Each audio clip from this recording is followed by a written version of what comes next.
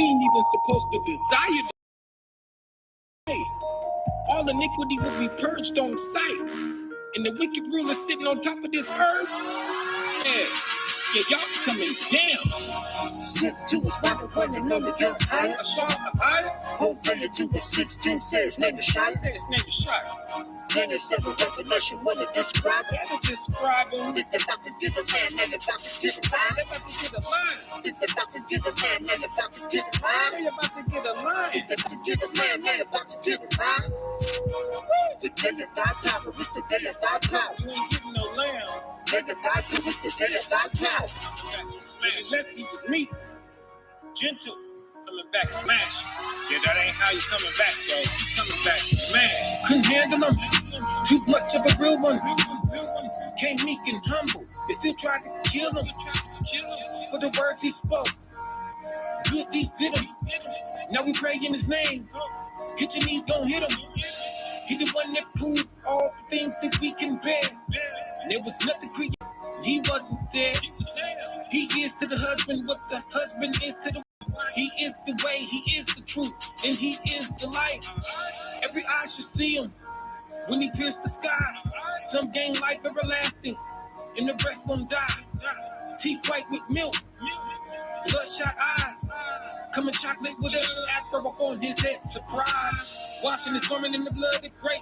Just all of you that form this wicked system, the way it's shaped. Your judgment's due. Wasn't you calling his people apes? Poisoning their food? Made their heritage your religion? Yeah, that was you. Sit. Hosea 2:16 says, name is Shai. Said his name is. Then it's seven revelation when it describe it. That's how you describe it. If they're about to get a man, they're about to get a line. Think you about to get a lamb, huh? If they're about to get a man, they're about to get a line. Think you gonna get a lamb, huh? If they're about to get a man, they're about to get a line. You about to get a lamb. The day of thy power is the day of thy power. The day of thy power. Day of thy power is the day of thy power. Playing all them games, didn't have no shame. Ran off of this prestige, left his vessel to hang. Changing his name, of his skin you ashamed. Who that on that picture? Look what you got in that frame. Messed up his message, that ain't how he walked. Guilty commandments, that ain't what he taught. All righteousness, deceitful men, deceiving deceitful men. Spreading the doctrine of demons, who needs a water baptism? What's this Passover you talking about? Easter Sunday the business. We could eat the pig, we just gotta say a prayer. I could touch his dead carcass, put a shine in my hair. Lord, Lord, can I enter in at the straight gate? I've been your servant, see the fish on my license plate. Haven't I casted out devils in your name? No. Hijacked my legacy, hindered all my peepholes. Sit to his Bible when the number get higher. Hosea 2:16 says, name is Shai. Said his name is Shai.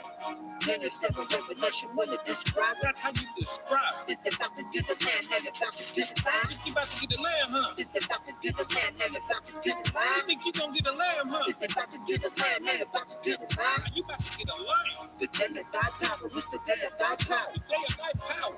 Day of thy power is the day of thy power. Sit to his Bible when the number get higher. Hosea 2:16 says, name is Shai. Say his name is Shai. Then it's seven revelation when it describe it. That'll describe him. If they're about to get a man, they're about to get a line. They're about to get a lion. If they're about to get a man, they're about to get a line. They're about to get a lion. If they're about to get a man, they're about to get a line. The day of thy power is the day of thy power. You ain't getting no lamb. Day of thy power is the day of thy power. Vengeance is the Lord, right? Cashapp. Ain't that what y'all be saying? I don't even think you know what it means when you say that. Genesis 49:11. Binding his bowl unto the vine, and his ass is coats unto the choice vine. He washes his garment in wine, and his clothes in the blood of grapes. Isaiah 63:3. I have trodden the winepress alone, and of the people there was none with me. For I will tread them in my anger, and trample them in my fury, and their blood shall be sprinkled upon my garment, and I will stain all of my raiment. For the day of vengeance is in mine heart, and the year of my redeemed is come.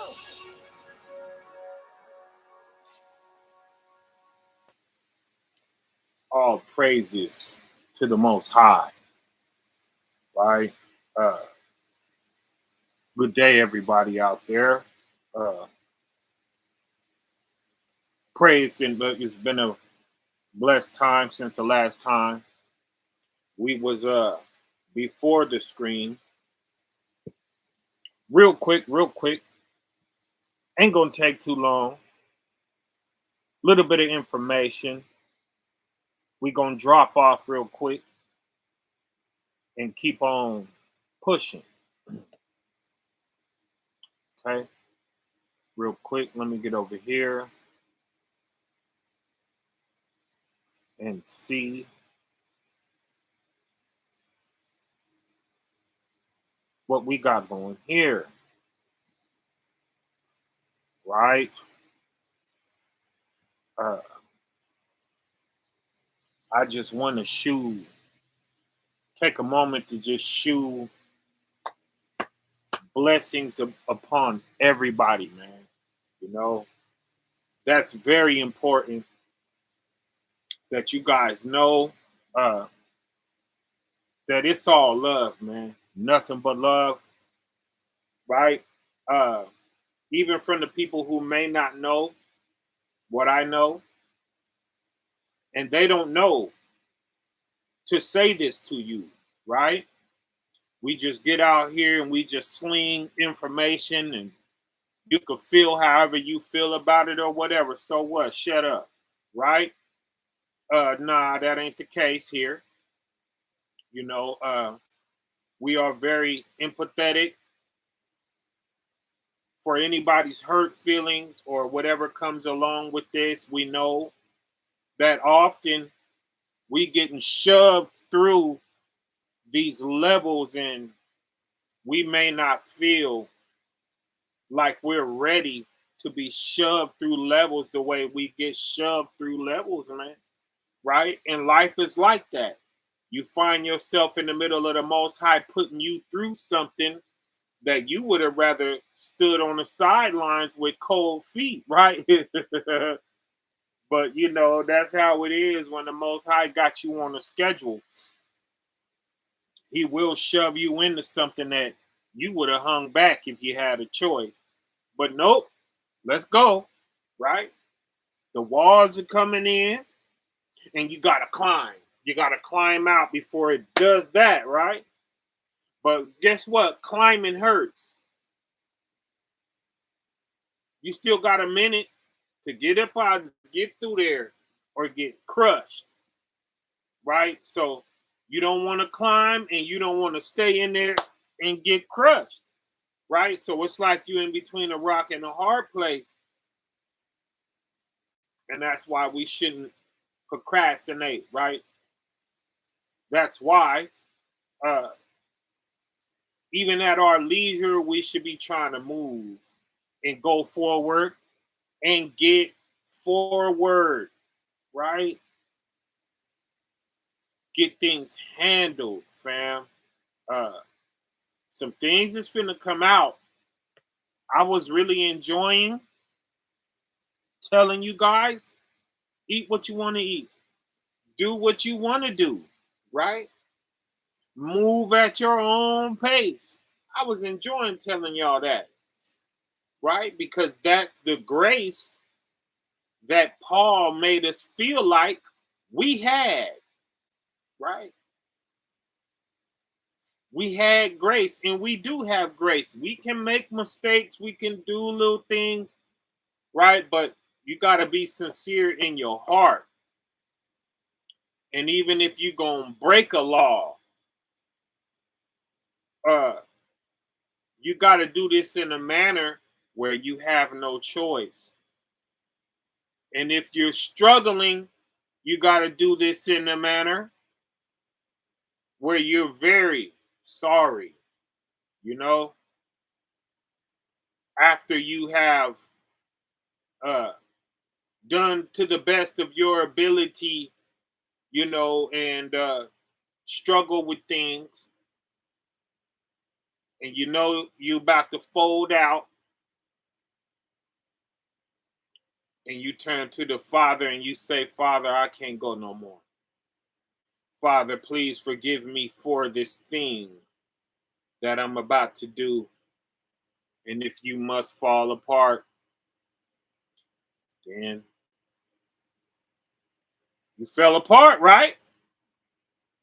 And I believe he will understand, long as your heart is sincere,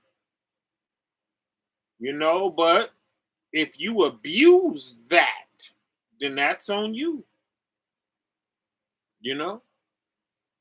If you abuse that grace and make your own grace not count, then that's on you.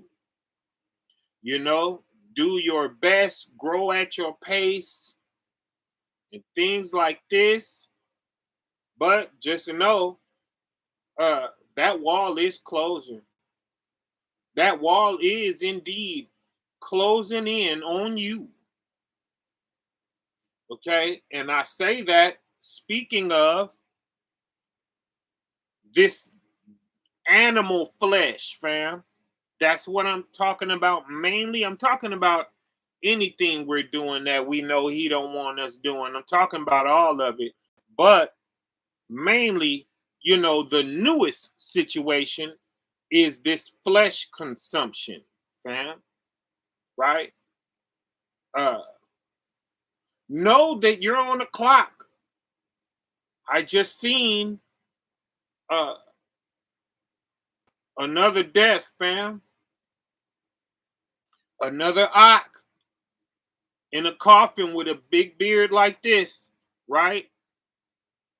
Another one of our ox in a coffin, man.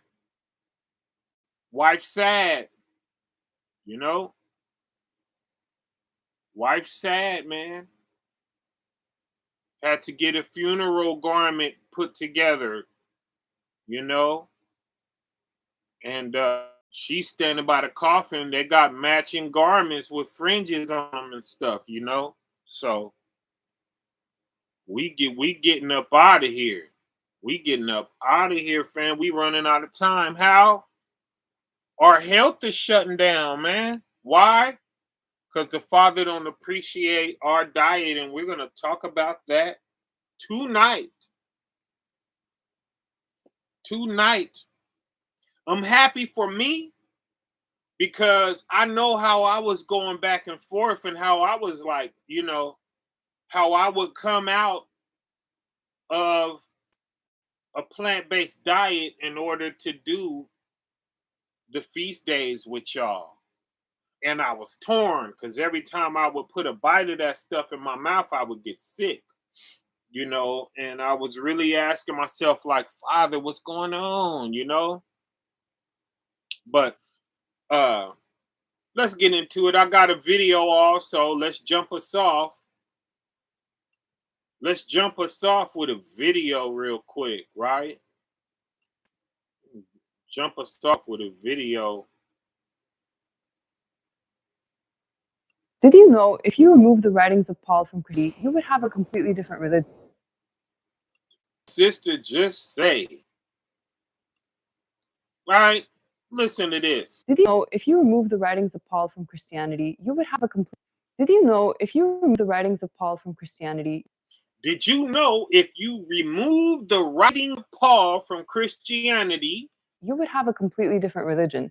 You would have a completely different religion, fam.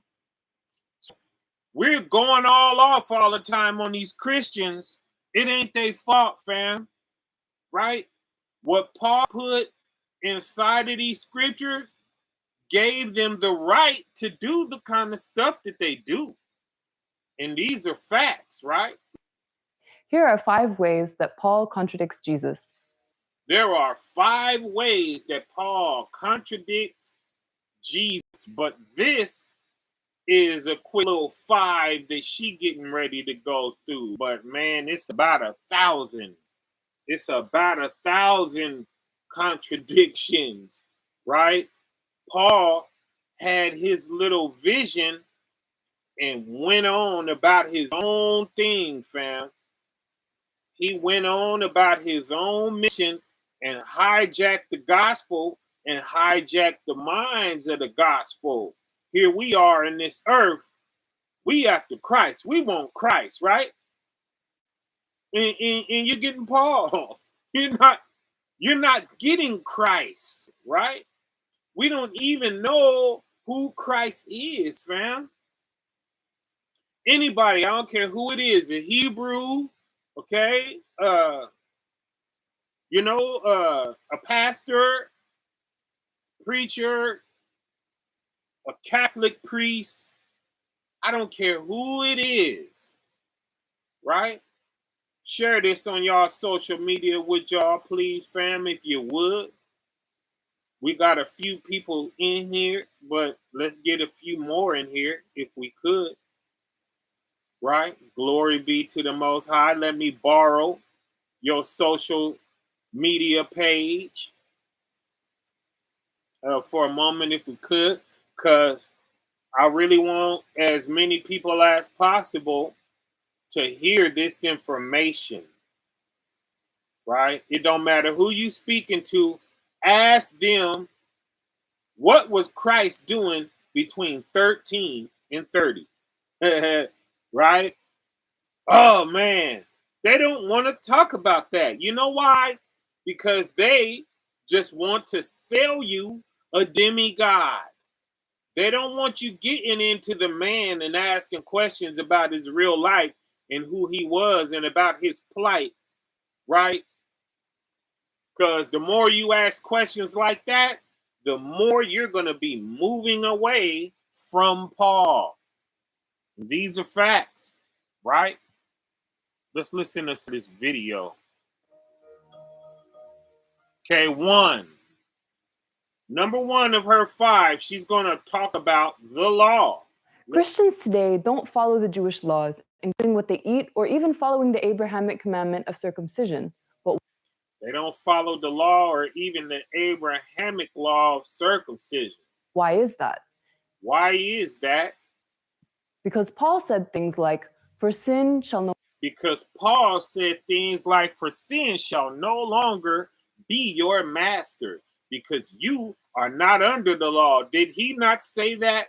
Now they talk to us like, oh, you guys just misunderstand what Paul is saying. I said that for 17 years, okay? And at the same time I was saying that, I was indoctrinated and I knew it and I'm firing off in my head. But hey, it is saying, right? Why did he say that? Why didn't he say this a better way? What was wrong with his words? You know? Father's not the author of confusion, right? So you find a way to say things in a way that it does not confuse. It ain't hard to do that, right? And I couldn't understand why Paul didn't just say this better, because he really mean this. And we see what James' beef was with him. And when they upbraid him, you know what he said? It's not true. I'm innocent. I didn't do what you guys are saying that I'm doing. And then, right, and we didn't have no Bible back then. We had scrolls flirting around, right? Or floating around. You know, you come in contact with a scroll here and there, right? And that's what was in the earth. So they really didn't have no way to catch Paul, right? So they had Paul hemmed up, and they would upbraid him and ask him, and they had councils and things like this, right? You getting this? That's what's being spoken of in Acts 15 and things. They upbraiding him, right? And he's denying it. No, I never taught that. No, I didn't do that. But, you know, and then we can look back in this New Testament, in the books of Galatians, right? In the epistle books, right? In 1 John, 2 John, 3 John, separate from St. John in the beginning, the first, you know, one of the 4 apostle, one of the 4 disciple books, right? You have that one, and then you have 3 more, which are like the last books of the New Testament that Paul wrote those books, fam. Right? And I'm to these guys, and we're having these conversations, and they don't know that Paul wrote these books. And I advise you guys to get your study on and start peeling off the layers of this onion. Don't take the first or second Knowledge that you find, you got to keep digging. You got to keep going down the rabbit hole, right? You got to keep going down the rabbit hole. You're going to find two culprits. You're going to find Paul, and you're going to find the Roman Catholic Church, right? That's who you're going to find when you boil all the water out of this pot. That's who you're going to find. Keep digging, right? But we are not under the law, says Galatians 3:13, but we are under grace, right? We are under grace. Or that's Romans 6:14. And Christ redeemed us from the curse of the law. They called the law a curse. The law is not no curse, and Christ did not redeem you from it. We still have to do it, right? Oh, he wrote a lot. He wrote about 70-80% of the New Testament. It'll be easier, Brother Kasai Shalom, by the way. It'll be easier if I told you what he didn't write, okay? He did not write the book of Jude. He did not write the book of Revelations. He did not write the book of Mark, Matthew, or John. All of the rest of that stuff he wrote, right? All of the rest of that stuff he was masters over. He was master over Timothy. He was master over Luke, right? He was master over Barnabas. And of course, those epistles are just his dealings and the things that he was going through. I don't even think that stuff was meant to be in there, right? But they ran out of material of his. And a lot of what he's saying is in other books. A lot of what he's saying is in these other books, fam. Right? So, right, he was overseer over all of that stuff. So, ain't nothing getting out that he don't want to get out. And if there is something that he wanted to force on a scroll, then wasn't nobody about to stop him, Timothy didn't have say-so over him. Luke didn't have say-so over him, right? They did not. Barnabas didn't have. You see what I'm saying? It's like Elder Ricard's minions can't stop him.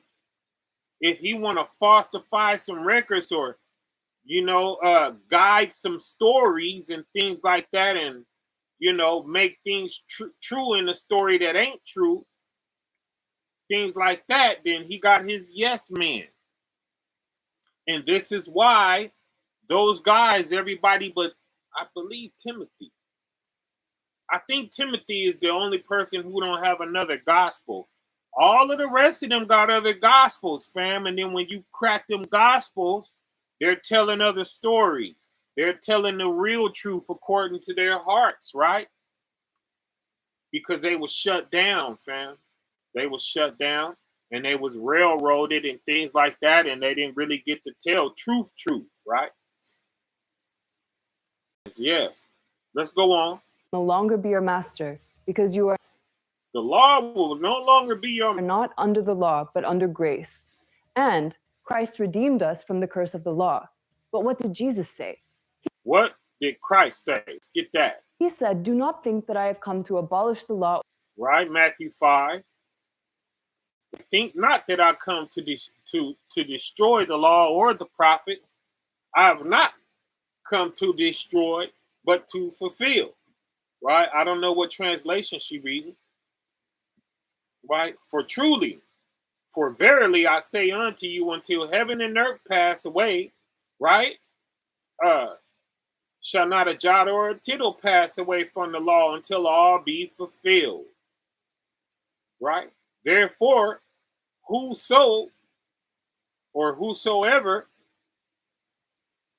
takes away from takes away from the least of these of the law, right? These commandments, and teach men so, he should be called the least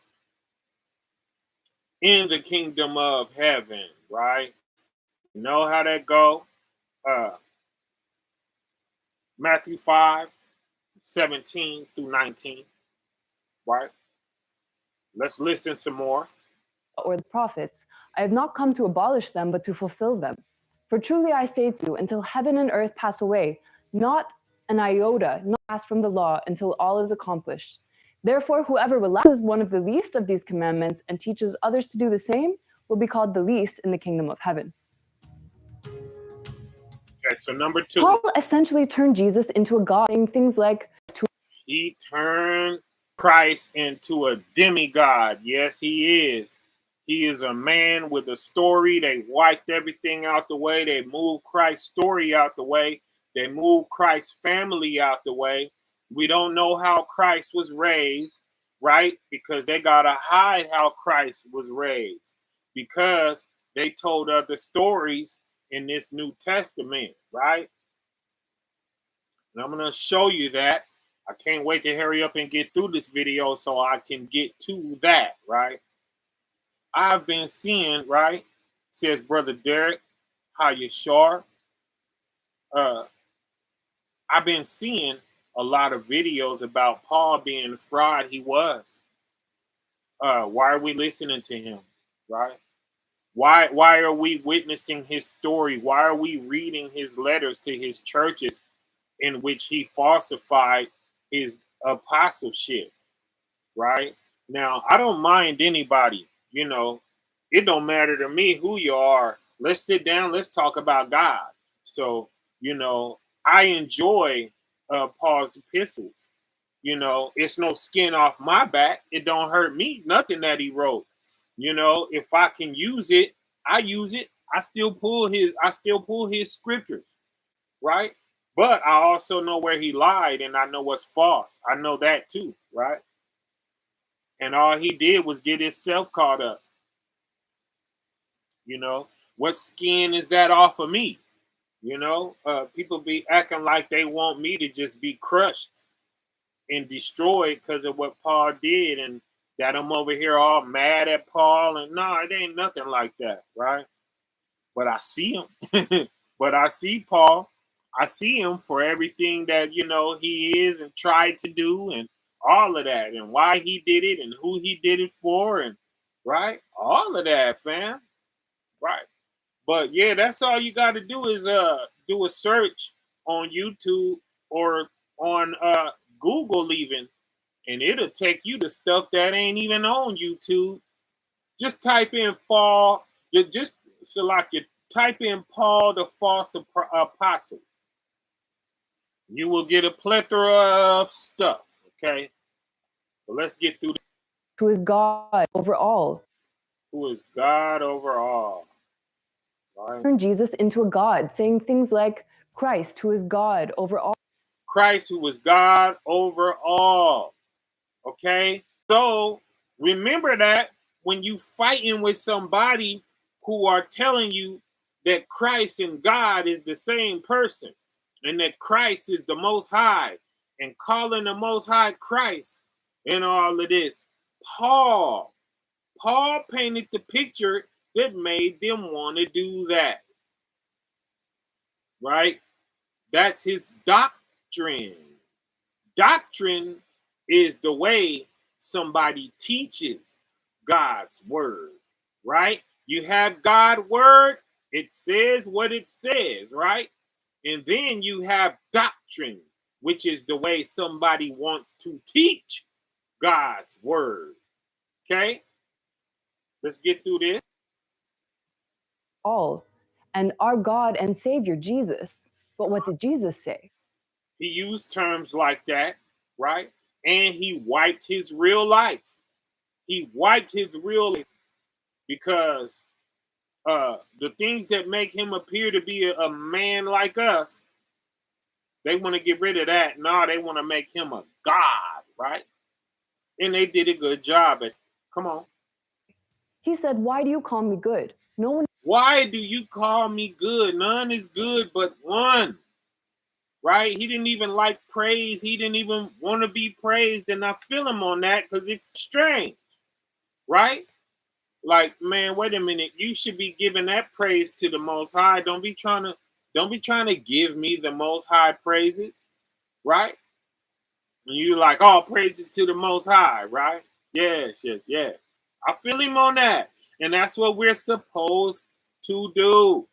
We're supposed to deflect all praises to the Most High. All of them. Don't be trying to sneak none in your pocket. Nah, they don't belong to us, right? I feel you. I feel you on the, let the brethren praise thee and not thine own lips. But that's speaking directly to a person, right? Who is trying to boast in themselves. That's who that is too. But if you ain't doing that, then all praises, that ain't talking to you, you know. A brother could say what he want to say to you. He could shoo you a little praise, and then you gotta make sure, that's your responsibility. That's your responsibility to make sure he knows, hey, I understand that you're giving me the Most High's praises right now. You deflect them to the Most High, all praises. And that's what that is, right? Get it some more. one is good except God alone. And many other None is good but one, the I, right? The Most High. You point at him when you say it, right? Come on. statements like this.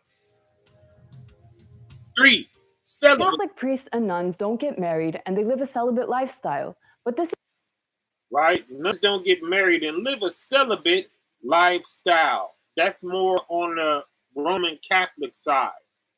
Come on. isn't because Jesus said not to. It's not because Christ said not to. It is because Paul said, I wish all were single. It is because Paul said, I wish all were single just as I am. And he did say that, right? In 1 Corinthians chapter 7.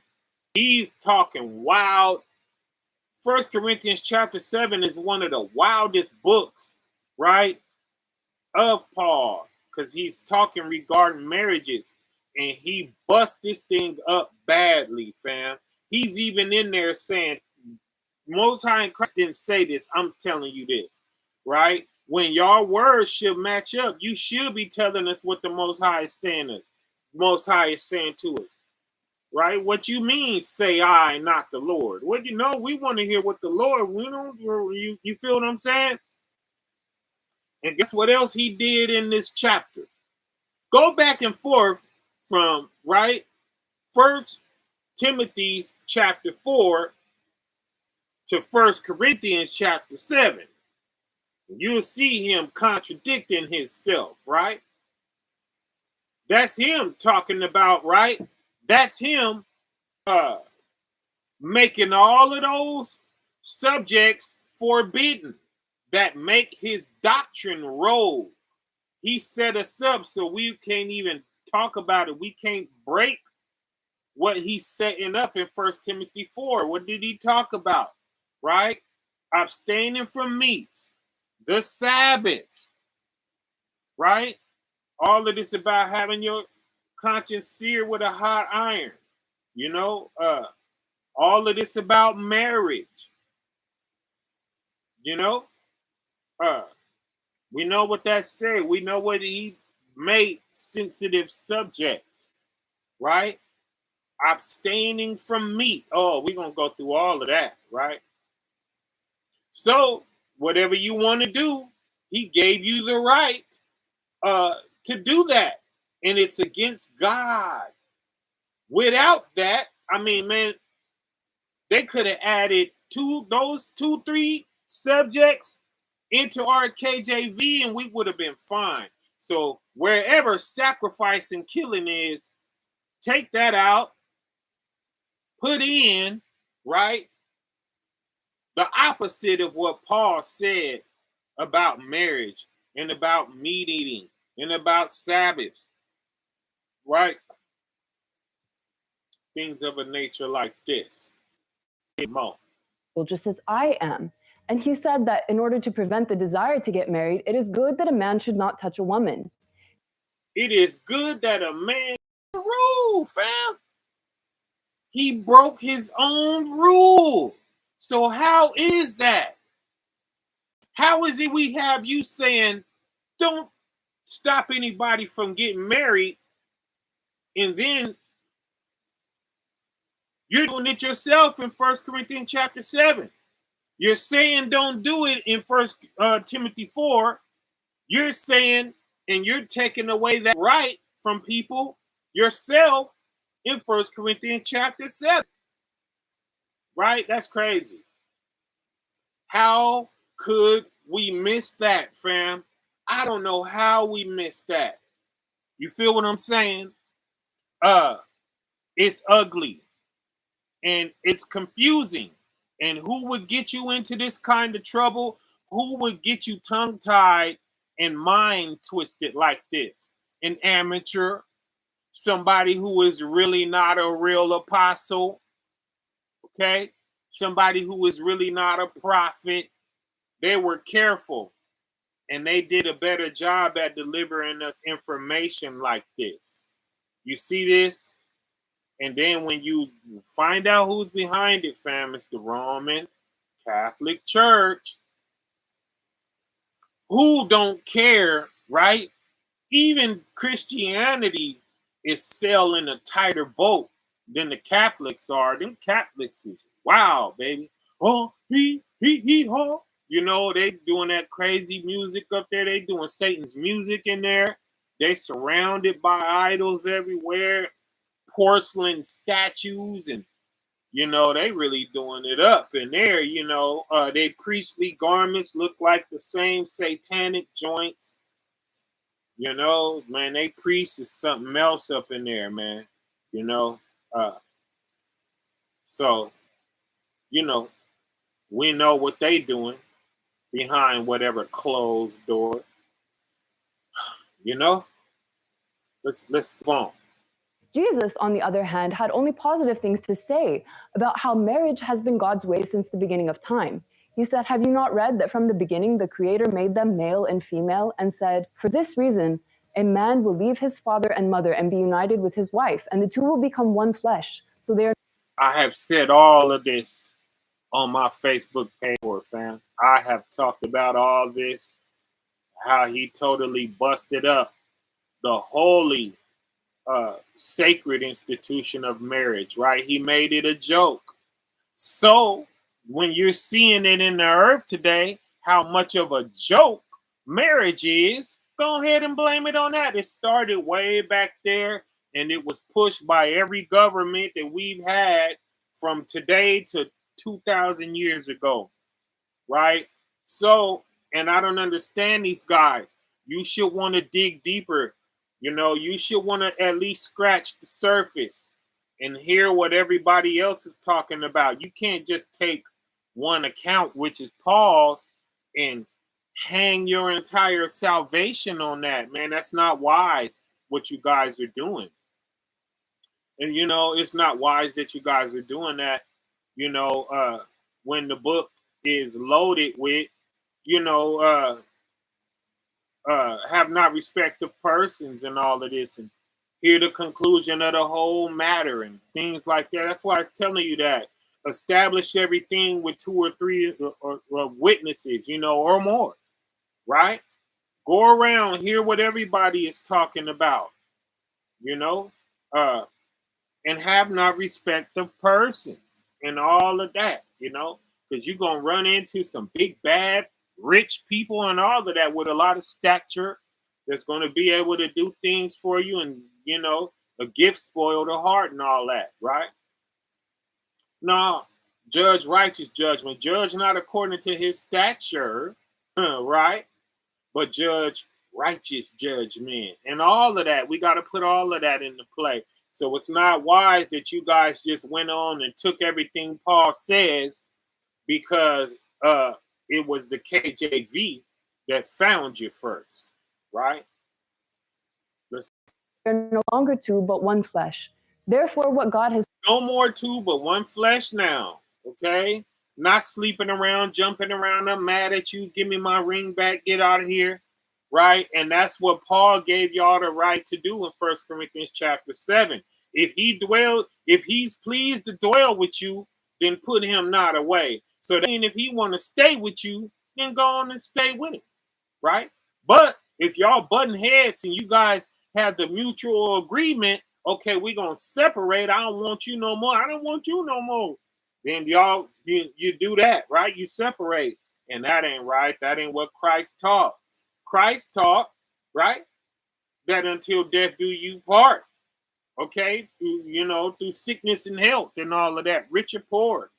None of that is a reason to end a marriage. He said from the beginning it is not so. And they asked him, what about what Moses told us? And he said, well, Moses suffered for y'all to be writing letters of divorcement, but that ain't the way it was originally intended, right? And that's what Christ told us when we asked him. Now, see, if you ask Paul gonna tell you something else. You see that? And you just misunderstand Paul. No, ain't nobody misunderstanding Paul. He is going totally against Christ and the Most High. Right? Let's get through. Is put together, let no man separate. Two more. So Paul basically said that women should be quiet and invisible. He said the women are to stay silent in the churches. If they desire to learn anything, let them learn from their own husbands at home, for it is improper for a woman to speak in church. And he said, I do not allow a woman to teach or exercise authority over a man, but to remain quiet. 1 Timothy chapter 2, verse 9 says that women aren't allowed to braid their hair or wear nice jewelry. And 1 Corinthians 11 contains a long speech about why women have to cover their hair. He said, every woman who prays or prophesies with her head uncovered dishonors her head. It is the same as her having her head shaved. For if a woman does not cover her head, she might as well have her hair cut off. Jesus. We kind of agree with that, right? Yeah, we agree with that. Let the man take the lead. Why? Because a woman can get you in trouble doing that. And then when it go down and when the sword starts swinging, she going to stand back, right? And she going to expect men to jump in there and get her back and slaughter each other behind her, right? Leading with her mouth and her emotions and things like that. So let me tell you something about the Most High God, okay? You should be able to look at real life and scenario, and it's not hard to get to the nitty gritty, right, of what his will is, right? And we can all agree, I'm sure. And if you can't agree, let's talk about it. But don't you think that makes logical sense? A woman in her emotions, in her loud mouth, she get in there, she's free to do that. She causes all kind of drama. Men slay each other all over the place. You got bloodshed everywhere, right?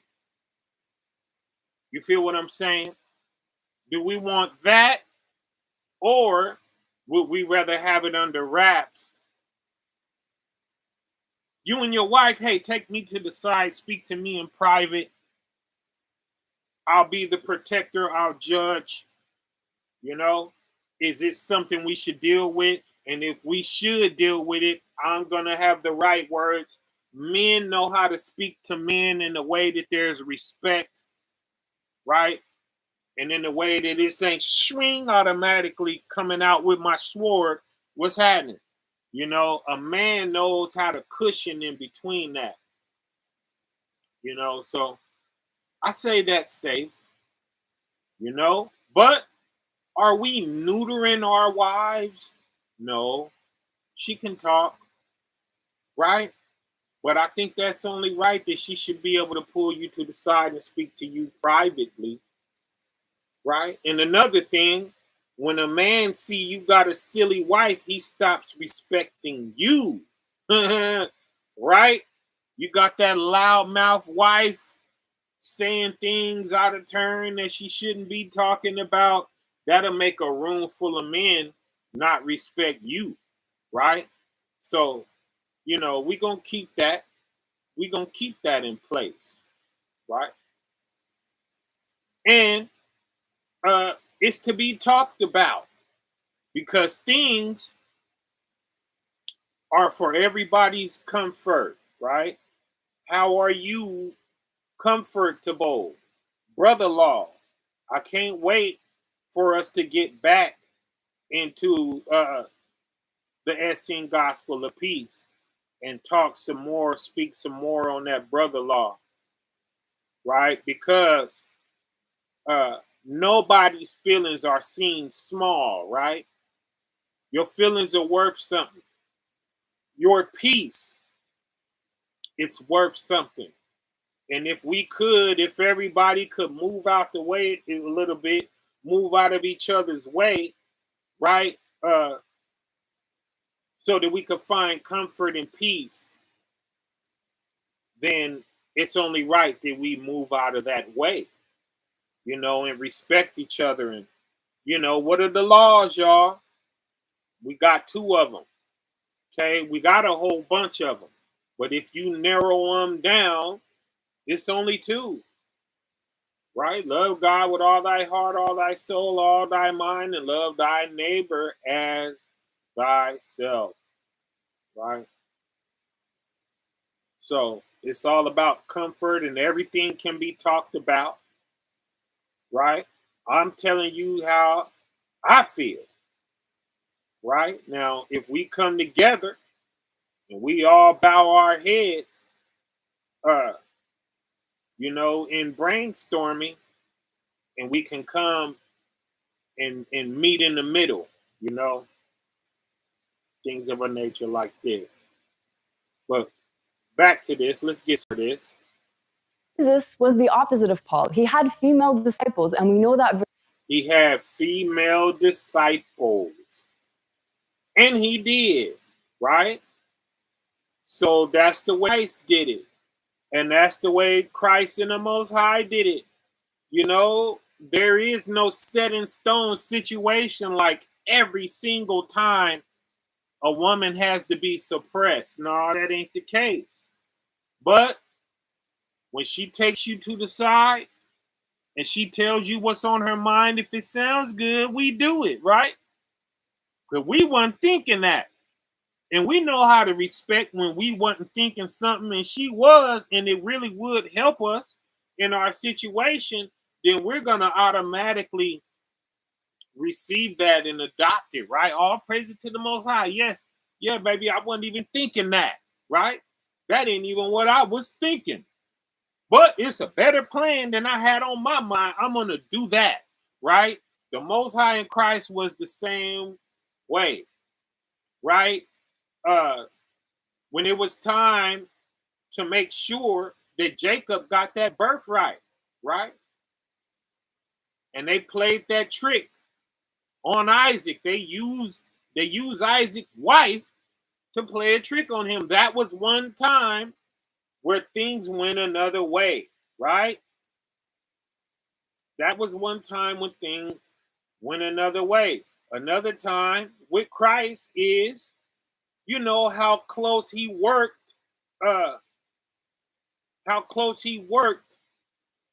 to Mary Magdalene, right? Ain't it? Yes. Right? Yes. Let's read on. Very well. And or let's listen some more. And he made Mary Magdalene, a woman, an apostle to his male apostles. He did do that. When he appeared to her first after the event of the crucifixion, and he told her to go and tell them that she had seen him. Right, last one. 5. Paul encouraged people to submit to the same people who killed Jesus. He said, now we getting down to the nitty-gritty, fam. Now we getting down to it. She's telling you something about Paul that not only I recognized while I was in between the pages of these books. I said, man, it really sounded like Paul was trying to serve that Roman government. They was on his mind, and he was trying to appease them and trying to be their man, right? Trying to be their boy. You can't help but think thoughts like this when you go in some of these records we're going to be going in the near future. If y'all just keep on tapping in with me, we're going to start busting these books open, right? Come on. Let everyone be subject to the governing authorities, for there is no authority except that which God has established. Yeah, he did that for them, right? Yeah, he did that for them. He took away your right to rebel, against them and their Roman wishes, right? And their Greco customs. That's what happened with that, fam, right? And that's the opposite of what the Maccabees did. They fought for the temple, right? They fought for the altar. See what I'm saying? But then you would have a Paul. He spoke to make you sheep-like and docile for them, right? Yes. He did do that. Come on. The authorities that exist have been established by God. Consequently, whoever rebels against the authority is rebelling against what God has instituted. That's him in Romans 13, fam. Nowhere else are you going to read things like this out of them 80 books, right? Only in Romans 13 you're going to find something like that. Roll over for whoever your government is and do whatever they say to do. I'm shocked she didn't go into the food, right? But we went into that last time. Go ahead and catch that last conversation we had. But Jesus was a figure who came representing change and hope for a better future. He was meant to establish a kingdom of God with himself. Establish a kingdom of God right here, right? Right here in this earth. They shipped everything Christ was setting up until after death, right? No, a lot of what Christ was setting up takes place right now in the earth, right? A governing system, and they don't want that. They didn't want that. They got rid of that. Oh, man. They got rid of that. They don't want us knowing nothing about that, right? You see what I'm saying? So without further ado, fam, let's go on and get into it then, right? Let's jump in here and go to talking this talk.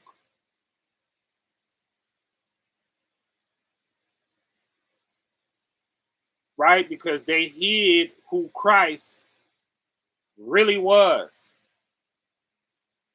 That didn't have a part in what they was trying to do and who they was trying to paint him to be, because they needed us to see him a way to where we follow blindly. And that's what we've been doing. We've been blindly following some idea of Christ, right? And that's what they do. They remove the life of the man. They give him a new life, right? Because your real life makes things ugly, right? You're not able to tell all of them lies. You got to do too much explaining things away. So let's just totally hide that. And they made all of those books heresies, right? That's another thing I don't understand about these guys, right? You letting the Roman government pick your canon, man. Your canon is your sacred books of God, when you have the right to choose your own canon from those books that came out of Solomon's temple and went up in that Vatican, right? As those records come out, oh, it came from the Vatican, in there. Do we trust them? We know that's where all the spiritual stuff is coming from. We don't care where they say it come from. Let me read this first, right? And that's what they have done. Let us pick for you. Nah, don't pick nothing for me, right? Let me open my own books and examine what wisdom is and apply different things to my life, right? And find what works for me, right? Because if they wouldn't have held back the scriptures of the Essene Gospel of Peace, maybe I wouldn't have had my near-death experience. You see that? Because it teaches us about parasites in there and eating healthy, and right? The sun, you know, the water, the air, the earth. You know, it teaches us about the powers that are in that. We're gonna look at some of that too. We're gonna look at a little bit of that. Let's go on and get into it right now. Right? We're gonna look at some of the Gospel of the Holy 12. Right? We're gonna look at some of this. Right? The childhood and youth of Jesus the Christ.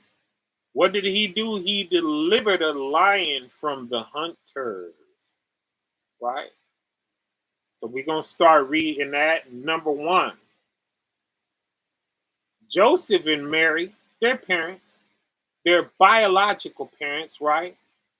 This is speaking the parents of Christ and James, right?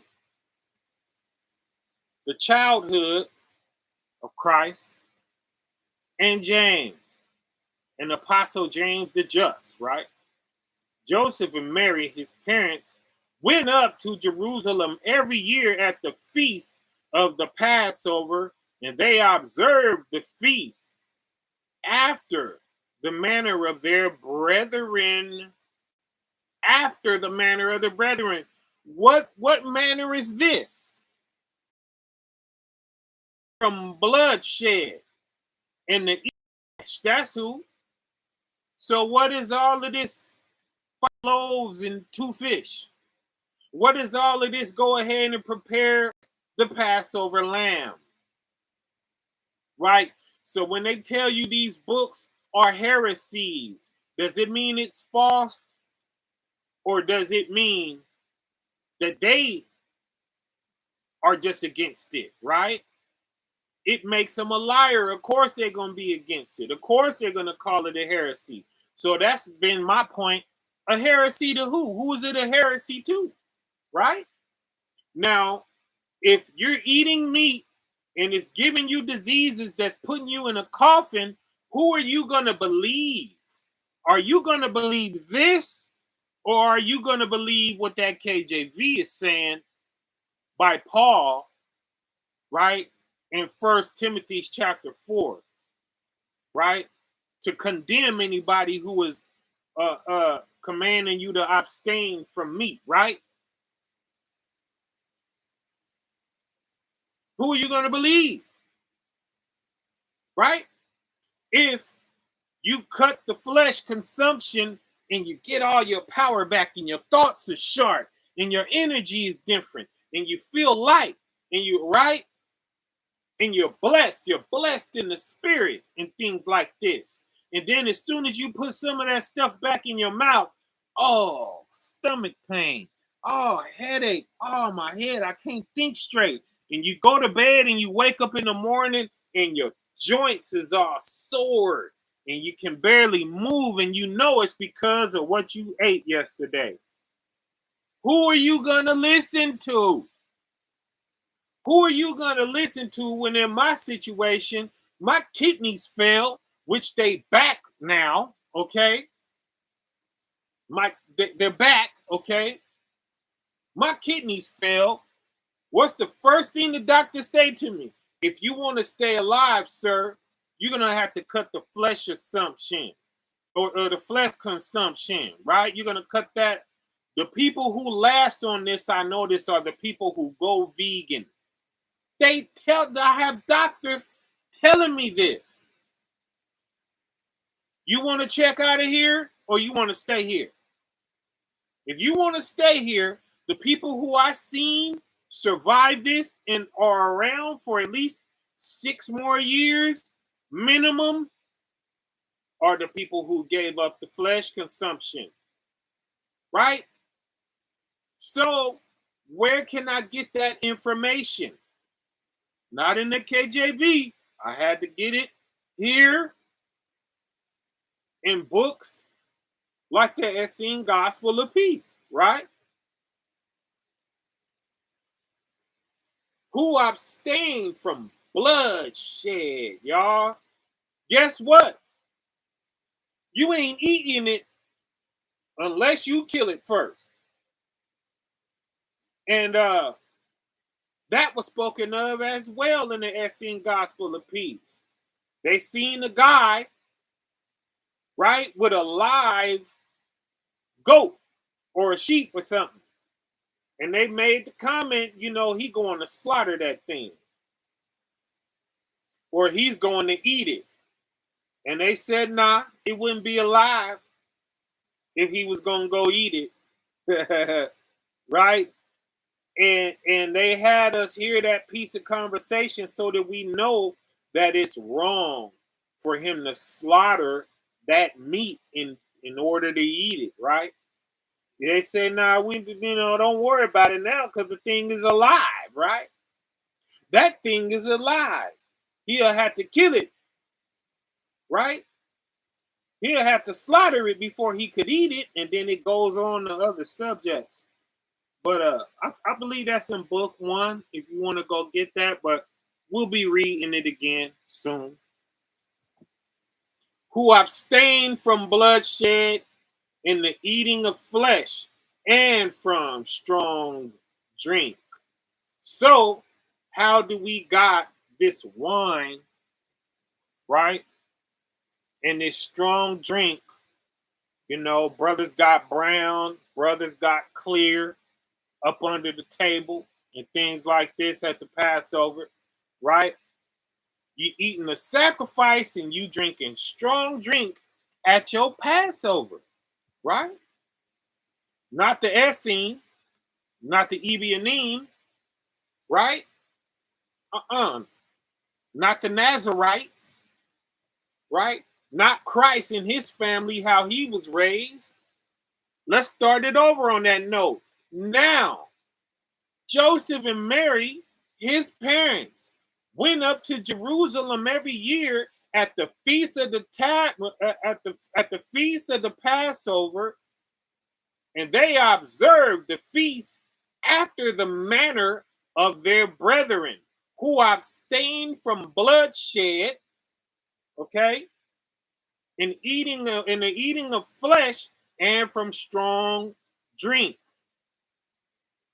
And when he was 12 years old, he went up to Jerusalem with them after the custom of the feast.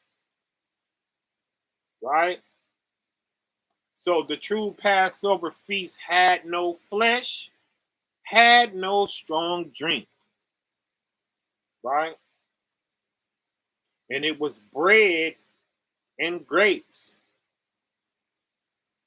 That's what it was. Okay? We'll get that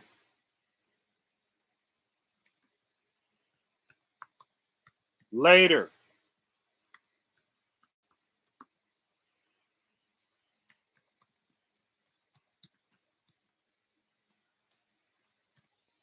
It was bread and grapes.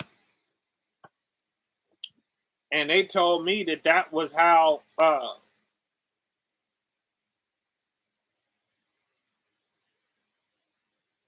see real quick. Oh, they wiped it.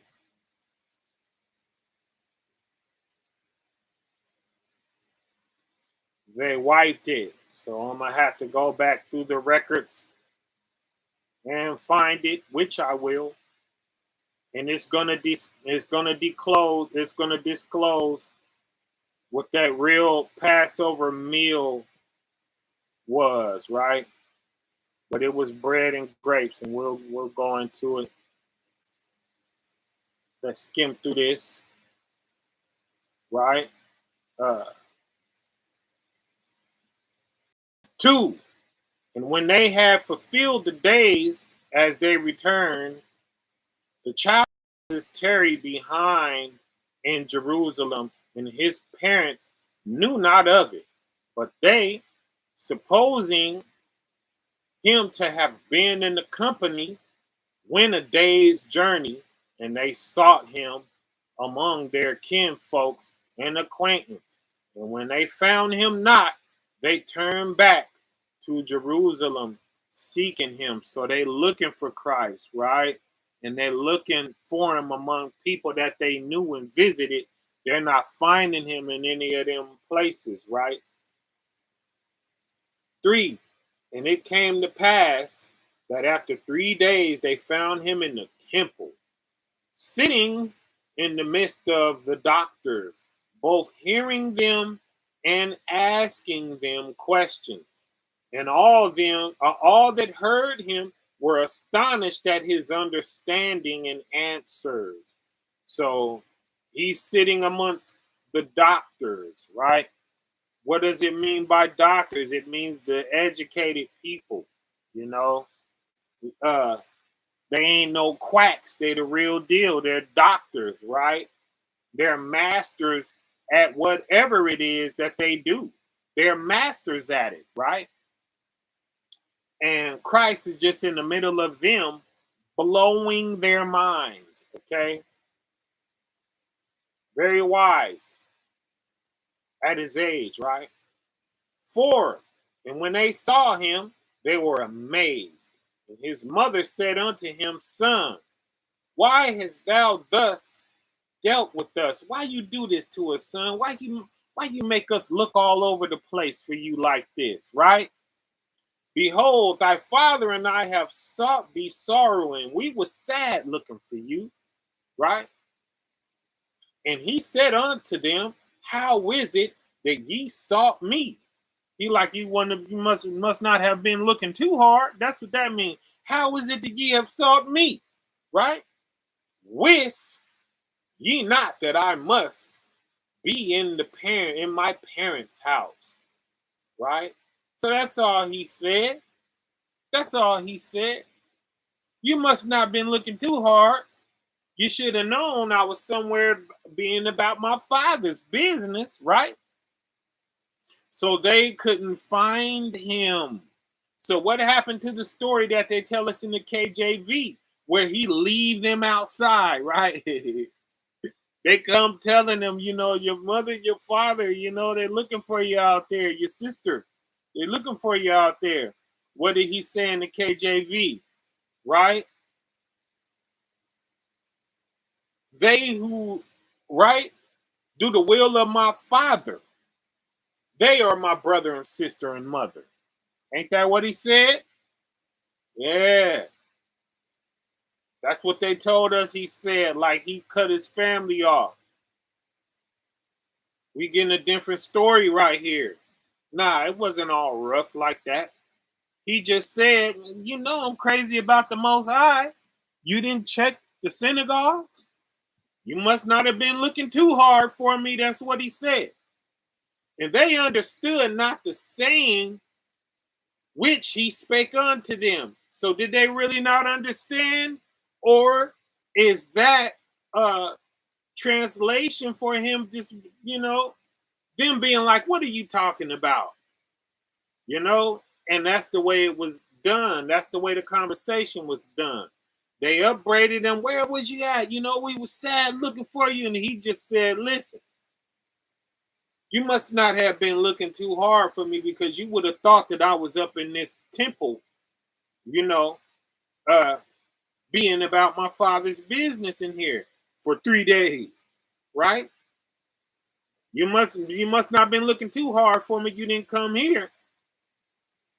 And when he said that, they said, "No, you don't know what you talk. What are you talking about? That's what it means when it says, and they understood not, right? And they understood not the saying which he spake unto them. Like, what you mean? What are you talking about? Right?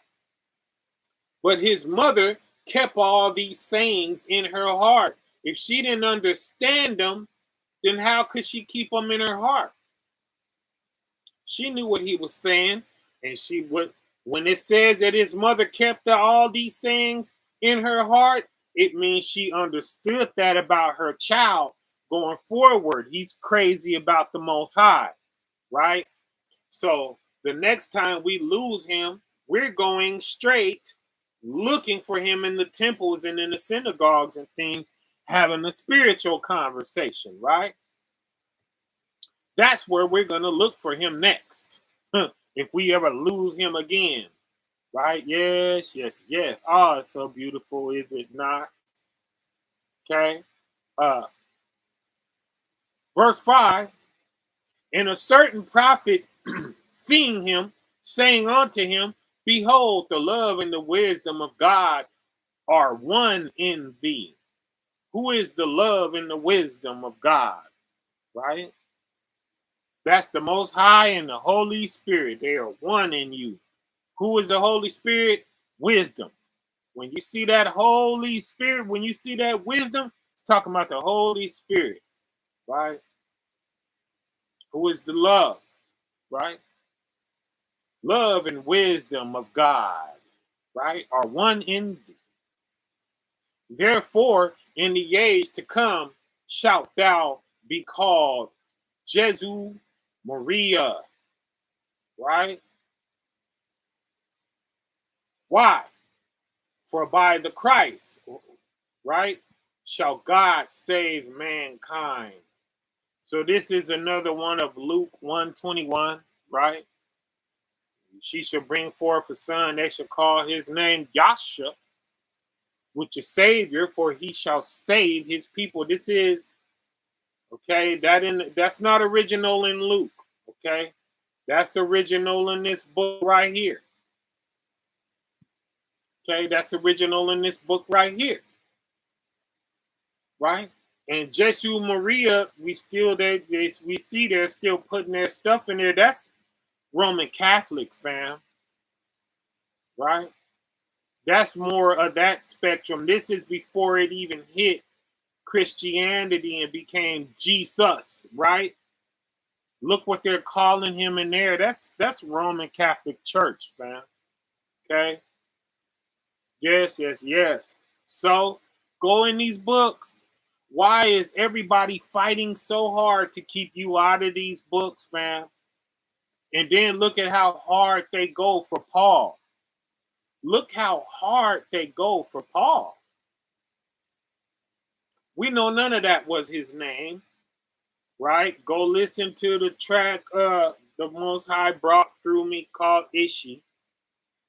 If you haven't heard that before, right? But reading on, which now is verily as the bitterness of the sea, right? But it shall yet be turned into sweetness. So that's talking about a rough time dealing with Christ, right? And his doctrine and all of that. It's going to be ugly before it ever ends the beautiful and pretty and sweet way that it's going to end, right? Nah, we got to go through this hardship first, where nobody is seeing eye to eye, and a whole bunch of people were strung up and made to shed their blood and give up the ghost for Christ, right? A lot of Essenes and Nazarenes in the Ebionim, they got burnt up in caves, and they dealt with a lot of hangings, and right, a lot of crucifixions and things like this. A lot went on even to this day, y'all. That's still a classic hate when they mow us down, when the cops mow us down in the streets and things like this, right? It's all still coming off of the back of this. We are still the Ebionim, the poor, right? And they are still them Roman soldiers. them nutcrackers, right? Yes, yes, yes. But it shall yet be turned on to sweetness, right? And that makes me want to veer from here and go into something else. When he say, I came not to bring peace, but a sword, right? Yes, yes, yes. Let's go ahead on and go track that down real quick. Because I just the other day put that on my Facebook, right? I put that on my Facebook, fam. Yes, I absolutely did. So let's go to Facebook and read that, I believe, out of Matthew. Let's come down off of there, go back in, go to Facebook. Right? We're going to go to Facebook, right? Find this, check that out. Sun gazing there, eating an arugula salad there, tree hugging on this side. On this side, that's what this is if you looked at this and wondered, right?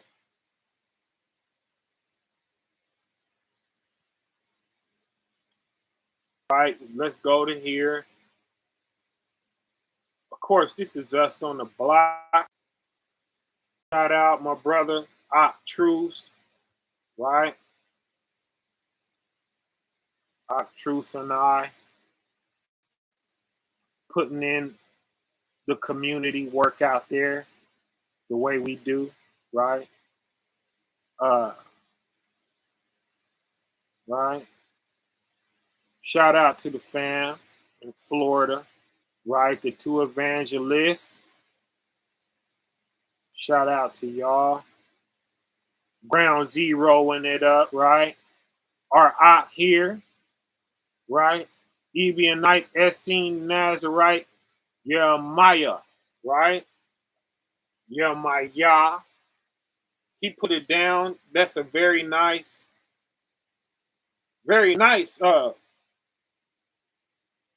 section of book that he brought out on us. A few books, man, solidifying, this animal sacrifice. If y'all want to come to my page and get that, right? But what I'm looking for is what I posted the other day. The other day, right? The other day. Yes, yes, yes. We slowing down a little bit because we getting off into the page. I do apologize about that. Yeah. This is it right here, I believe. Oh, yeah. There it is. Y'all want to read it, fam? Y'all want to get into this joint here? Are we starting to get some understanding what this is talking about, right? What is talking about? Let's read the picture first. This one won't be too popular, but Christ came to threaten your smothered stakes, right? And put you at odds with the people who share your dinner table. Oh, tell me this ain't bringing understanding to this now, right? Are we starting to get some understanding what this is about now? This is the dinner table of every pocket in the world as Christ's true subject matter and Nazarite upbringing and feelings and pro-life message, right? And safe diet gets out. It's getting out, y'all, right? Every relationship here are the occupants of your dinner table, revealing why he said this. What did he say? Matthew 10 and 33 through 39, it says, but whosoever shall deny Me before men, him will I deny before my Father, which is in heaven. So he's telling you this so that you don't go put some apostle Paul before him. Okay? Really look deep and examine deep into what's coming before you. Don't get fooled. How many times did he say that? Okay? Take heed that no man beguile you, and let no man deceive you. And all of these types of phrases like that, right? The Colossians and all of that, right? I haven't seen them just yet, but you believe that stuff is in other books, okay? Because Paul and his minions, they did not want to say that, right? And I bet you I'm gonna find out. I'm gonna find that in some other books, in some of these other records, right? But 34, think not that I am come to send peace on earth, right? Because we're gonna take this peace and we're gonna try to wipe everything. I'm guilty of that sometimes, right?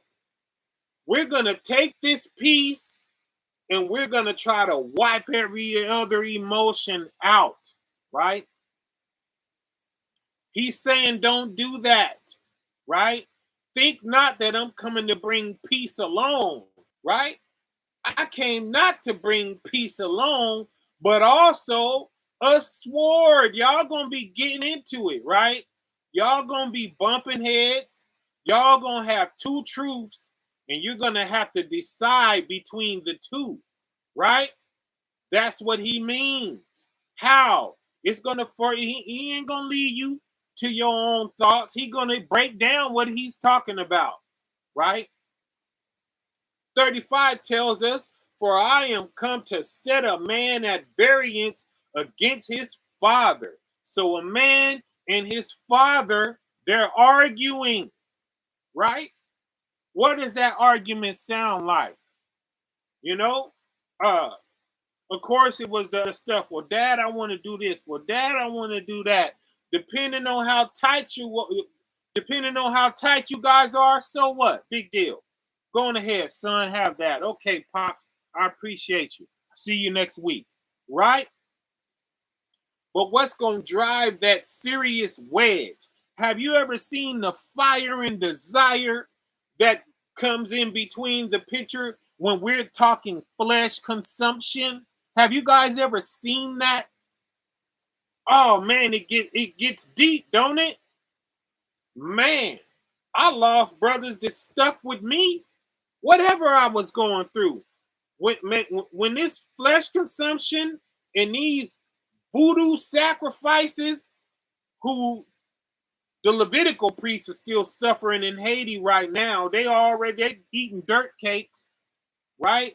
They went all the way down there dealing with that sacrifice, right? Spilling that blood, right? Cutting them necks. You see what I'm talking about? Nothing brings the sword like that subject, fam. Okay? For I came to set a man at variance against his father, and the daughter against her mother, and the daughter-in-law against the mother-in-law. Okay, the in-laws is getting into it. What is that? That's a dinner table, fam. They trying to come together the way they always have, and they're fighting over this meat, fam. They're fighting over this sacrifice, you know, because, oh, it's so offensive when your child tell you, hey, we were never supposed to be doing this sacrificing, and I'm going to pass on that meat. Matter of fact, I don't want nothing that you put any sacrifice in. Can you imagine how that looks? Yeah, just let me go on over here to your peas and your beans and stuff. You know, I'll have me some of these beans and rice that you got going on over here. But all the rest of this stuff you got going here, y'all see that? We are dividing this is the dinner table. Okay? Where else are you coming together with your in-laws? You see this? To where y'all getting into it. 36 says, and A man's foes shall be they of his own household, right? You in it with your family, right? Over this sacrifice, over this blood sacrifice, over this voodoo ritual, right? Oh man. Reading on 37. He that loveth father or mother more than me is not worthy of me. Why did he have to say that? Because when you see what it's putting everybody through, it's going to be easy to say, okay, let me suppress the Christ in me, right? And let me choose my family in this meat. And just to shut them up and just to backpedal and have peace for this feast, let me go on and get me a mouthful of this roast, right? Yes, yes, yes. Let me go on and break down for the sake of my family and keeping us together. Let me roll over on Christ, right? Christ does not want you to do that. Don't partake in that slaughter. You know why? Because it's law. You know what a law is? If you do it, you suffer those consequences. If I jump off a roof against the law of gravity, I may break my leg. That's law. Law is not decided per situation, right? The way the sister being loud or quiet, right? That, hey, she talking loud and it's all praises, then all praises. But if she talking loud and brothers is getting ready to slay each other and hear about what she's saying, then that's a situation where, okay, let the ladies be silent in the churches then, right? Because you about to have us killing each other in here. This ain't that, okay? If you put that in your mouth, you have to go to the Essene Gospel of Peace to get that. It say if you eat death, swallow that in your belly becomes a graveyard. Your body is a graveyard. You're calling death from everywhere where it's coming from, right? So you find yourself, you're doing this. It's a threat that it kills you, right? You're eating that. It's a threat. You're drinking this. It's a threat. You're popping this pill from the doctor, right? It's a threat. Your life is going to be full of death. The way you act, the way you drive, right? All of the stuff you're getting into in your life is threatening you with death because you're carrying the spirit of death, right? And it makes you heavy and you feel it when it come up off of you. Okay, it take about 3 weeks. It take about a good 3 weeks and you will feel that stench of death come off of your back. And you wake up in the morning a different person. You wake up in the morning with a different energy, right? Man, you can either come crawling out the bed with sore knees and joints and a headache and groggy and trying to dial into the earth for the day. Let me dial into the earth today. Let me get my eyes and my mind together, right? You come flying off that bed when you ain't eating that sacrifice and got that spirit of death on your back. You're living a whole different life, fam. You're in a whole different spirit. Understand that, okay? You're not gonna regret it when you start pressing this. You're gonna know, as I knew, that it's the spirit of God. You have the spirit of God strong on you because He never ordered those sacrifices. We're gonna keep talking about it, okay? We're gonna keep talking about it. I got some other stuff, man. That's making me really want to just show a little sneak peek, right? Show a little. Hold on. Let me veer from this for a quick second, right? Let me just check this out, fam. These are called the letter sources, the books of the letter source, right? You got the J source,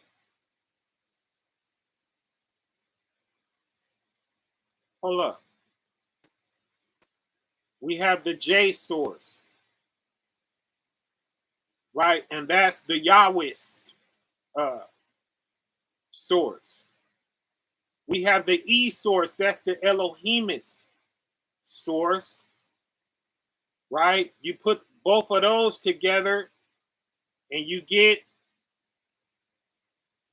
the Torah. All of that went into the Torah, went into the first 5 books of Moses. The J and the E, these are the books that formed your early Genesis, right? Telling us how the world was made and things like that. And guess what? This J source and this E source, why ain't it all just the J source or the E source alone? You know why? Because they're 2 different authors, fam. Moses did not write that joint. Okay? One of them refers to the Most High as Elohim. The other one referred to him as Yahweh. You know? Together, they make your early Genesis creation books, right? It goes from there and it starts getting into what? The P. What is the P? That's the priestly source, right? All of those go in to make your Torah, your Deuteronomy, right? These are your Deuteronomy books. This DTR1, DTR2 goes into D. This D stands for Deuteronomy right here, right? Now, the Deuteronomic history, that's when you start getting into like Joshua and Judges 1 and 2, Samuel's 1 and 2, Kings, right? These are the letter sources, family. We're in to how they built our law and our Torah now. Now, when you click on one of these, it's going to show you what? Let's get the other document, right? Let's go to the other one. And that's going to tell us when we click on those boxes, what we're going to start getting. It's the J. That's the Yahwist, right? The earthly style. That's how the earth was built, right? Elohist, E. Right? That's when we're getting into the prophecies of Elijah, right? Northern Kingdom viewpoint. You know, that's from the Northern Kingdom, so they be battling back and forth. It has that recorded and all. As the Northern Kingdom and the Southern Kingdom were getting into it, they were talking bad about each other, and they were scribing it into our letter sources, right? And then it goes into the Abrahamic, right? Central character. The books of Abraham, we know that's in Genesis, right? Deuteronomist, the D. Second law, right? Morality law, composed by a priest of the Northern Kingdom. Speeches of Moses, listen Israel, right? Shema Yasha'Allah, right? All that. Combination of J and E. So all of that went into there. The Yahwist, the Elohist, right? Elijah stuff, the Deuteronomic, all of that went in, right? Went into these Deuteronomist books, Moses speeches, all of that, right? And then we have the priestly source. The priestly source, fam. Oh, man, and this is when we get what? The census list, the occupants, okay, of Israel. It's in there. The genealogies of Israel, they're in there, okay? The numbers, okay? from the books of Numbers and how they did numerology and all of that, and how, right, how the numeric mind of the nation was formed, right? What our numbers mean, right? Dates. So that's how we know that in 560-ish or so, that's when the blood sacrifices entered our law, fam, at which time we were in Babylonian captivity. We wasn't even home. So how did that stuff go into our priestly source while we were in captivity, fam? And at the time that it goes in there, it's thousands of years old in pagan custom. And then when you look at how the pagans are doing it, and you look at how the Levitical priest was doing it, it's identical, fam. So what is that telling us? That's telling us that those sacrifices were not ours. It was scribed into our records and into our law and into our priestly source, right? So as to make it credible, okay? That's how it ended up in your Torah and in your Tanakh and in your first 5 books. So I've been telling these guys for about a month now, you don't have the real law, okay? You don't have the real law, right? The one Moses wrote is burnt. That one burnt up,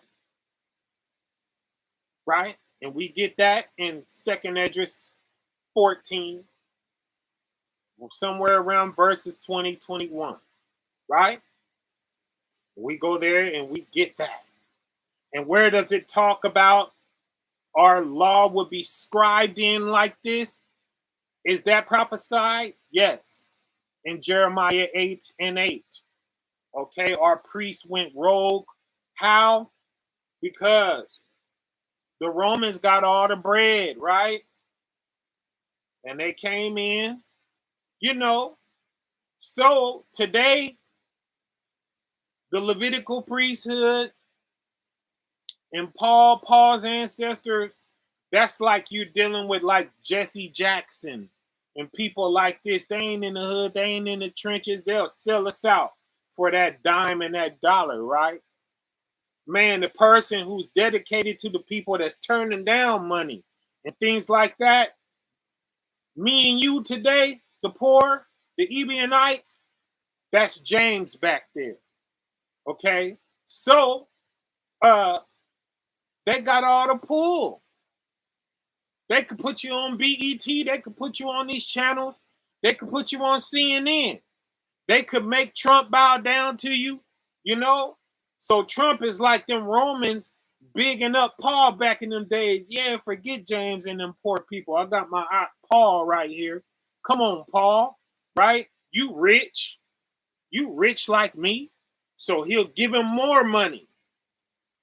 It only took one of all of them ships that Paul was wrecking.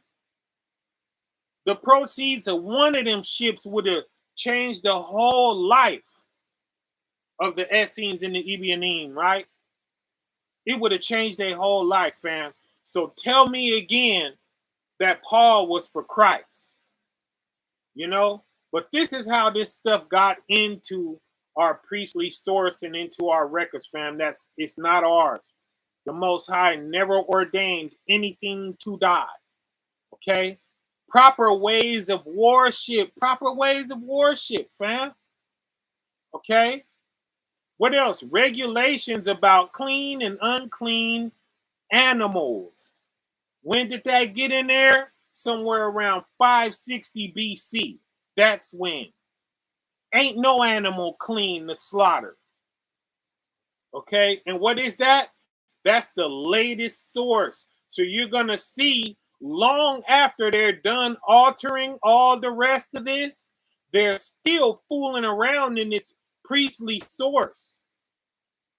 It's the latest source doctor. So they're still going back in there well after they stop touching everything else, they're still going back into our priestly source and changing laws, fam. Right? So understand that and don't be naive to that. Okay? Don't think that you got some book that has preserved itself and been untouched for 2,000 years and ain't nobody touched it. And it's just the way Christ and the Most High wanted it and the way Moses wrote. Stop thinking that. That's immature. That's very immature and childish, fam. Okay? Uh, and you're hanging your entire salvation and your life and death on the idea that you have this holy, untampered with book. And that's why I pull out Jeremiah 8:8 on y'all, for you to go and break that trust that you have in the priesthood that's sold out. Okay, the fathers of Paul, before they birthed Paul, okay, they birthed Paul, they raised him up. He knew everything they knew. That's why he was so offended by the people of Christ and he started killing them, right? He was putting them down. He was going everywhere they were at and he was slaughtering them the same way he slaughtered them animals, right? He was putting them down. And then on his way to Damascus, you know, he had to figure, man, I'm going all way over here to Damascus and all of this. He like, man, how effective is this? He had the thought, you can imagine, what if I went and destroyed them from the inside? What if I became a Christian myself, right? And screwed their doctrine up and use all of my influence. I'm rich, they're poor. I got juice with the Roman government. They don't, right? In the Greco, they sure pulled in there and they made his doctrine to shine for 2,000 years. Right? They did that, fam. You know, and he like, I'm gonna destroy this Christianity thing from the inside. I'll be dang if he didn't do it. Nobody confuse us from Genesis to Revelations like Paul did, boy. He did a number, okay? He got us told up, right? But let me blow this up, right? And get back to this. Had to veer from there and read that, right? He that loveth father and mother more than me is not worthy of me. He that loveth son or daughter more than me is not worthy of me. He's saying, don't pick the rest of your family at this dinner table, right? Because y'all gonna get into it. And at the end of this, I want you to choose me, Christ, right? A lot of us will choose our family in the roast over Christ. Like, cool then. If you go that way, then just keep on going that way then. Don't come back and get on your knees when life get rough. Just go ahead and run off, right? And if you should come back and repent, be ready to drop that sacrifice. So, you know what Paul did, y'all? With his first Timothy chapter 4, he made it hard for us to even have this conversation, right? He made it hard for us to have this conversation. I see my numbers going up and down, right? Every time I say something about the sacrifice that y'all think was afforded you in Leviticus 11, right? I keep dropping down from 18 to 0 and coming back, right? To 23 and leaving and coming back, to 31 and leaving it, right? These numbers is doing a lot of tricks over here, right? Because it's a sensitive subject and we can't even hear it. We can't even hear it talked about. Paul made it sensitive like that. Oh, he abstained. He commanded to abstain from me. I'm out of here. Well, guess what? Paul is doing the same thing. Paul is telling you to abstain from meats in Galatians 2 in these books like this, right? Going ahead for your going ahead and eat it for your guests' sake, for their conscience sake. Go ahead and chow down on their sacrifice if you want to. And then he turns around and say, for your conscience sake, don't eat it, right? So he's doing a lot of bouncing around, fam, right? He that findeth his life shall lose it, right? And he that loseth his life for my sake shall find it, fam. Okay? So don't think because you decide against these sacrifices and you're in it with your family and things like that, you know, that you're losing anything. Christ is going to make sure you get paid heavy for that your reward is fat, right? Oh man, yikes. Okay, let's read some more. This blood sacrifice, this voodoo blood magic, right, that got the Levitical priesthood and all that trouble, which they're still sacrificing, right, still practicing in Haiti today, right? That pagan-based origin ritual still going down in slaughterhouses worldwide today.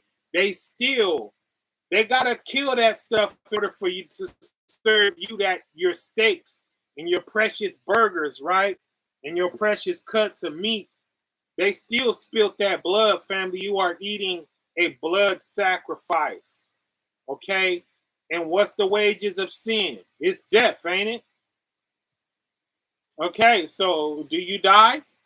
Yes, you do. I would not still be here 3 years later after my near-death experience if I didn't clean up my diet, fam. Bet that. Okay? They're looking at me crazy that I'm still walking around. Okay? And I'm AWOL from the dialysis office now. I ain't been there. I don't need it. Right? These kidneys is working, baby. Okay? I'm doing everything. If you out there telling somebody I'm sick, you will be telling a lie. Okay? Glory be unto the Most High and Him alone. Right? But reading on, right? That ritual in them slaughterhouses have been the number one issue of every biblical text known to man. Everything else is sidebar and a mere cover up. They're covering it up. They're covering up the real issue, which is these sacrifices, fam. Okay? The Most High was angry about any blood spilling on his altar. He didn't want none of it on his altar. See, they pushed it to us like he was only mad if it was a swine or something. Nah, he's mad about all of it. He's mad about all of it.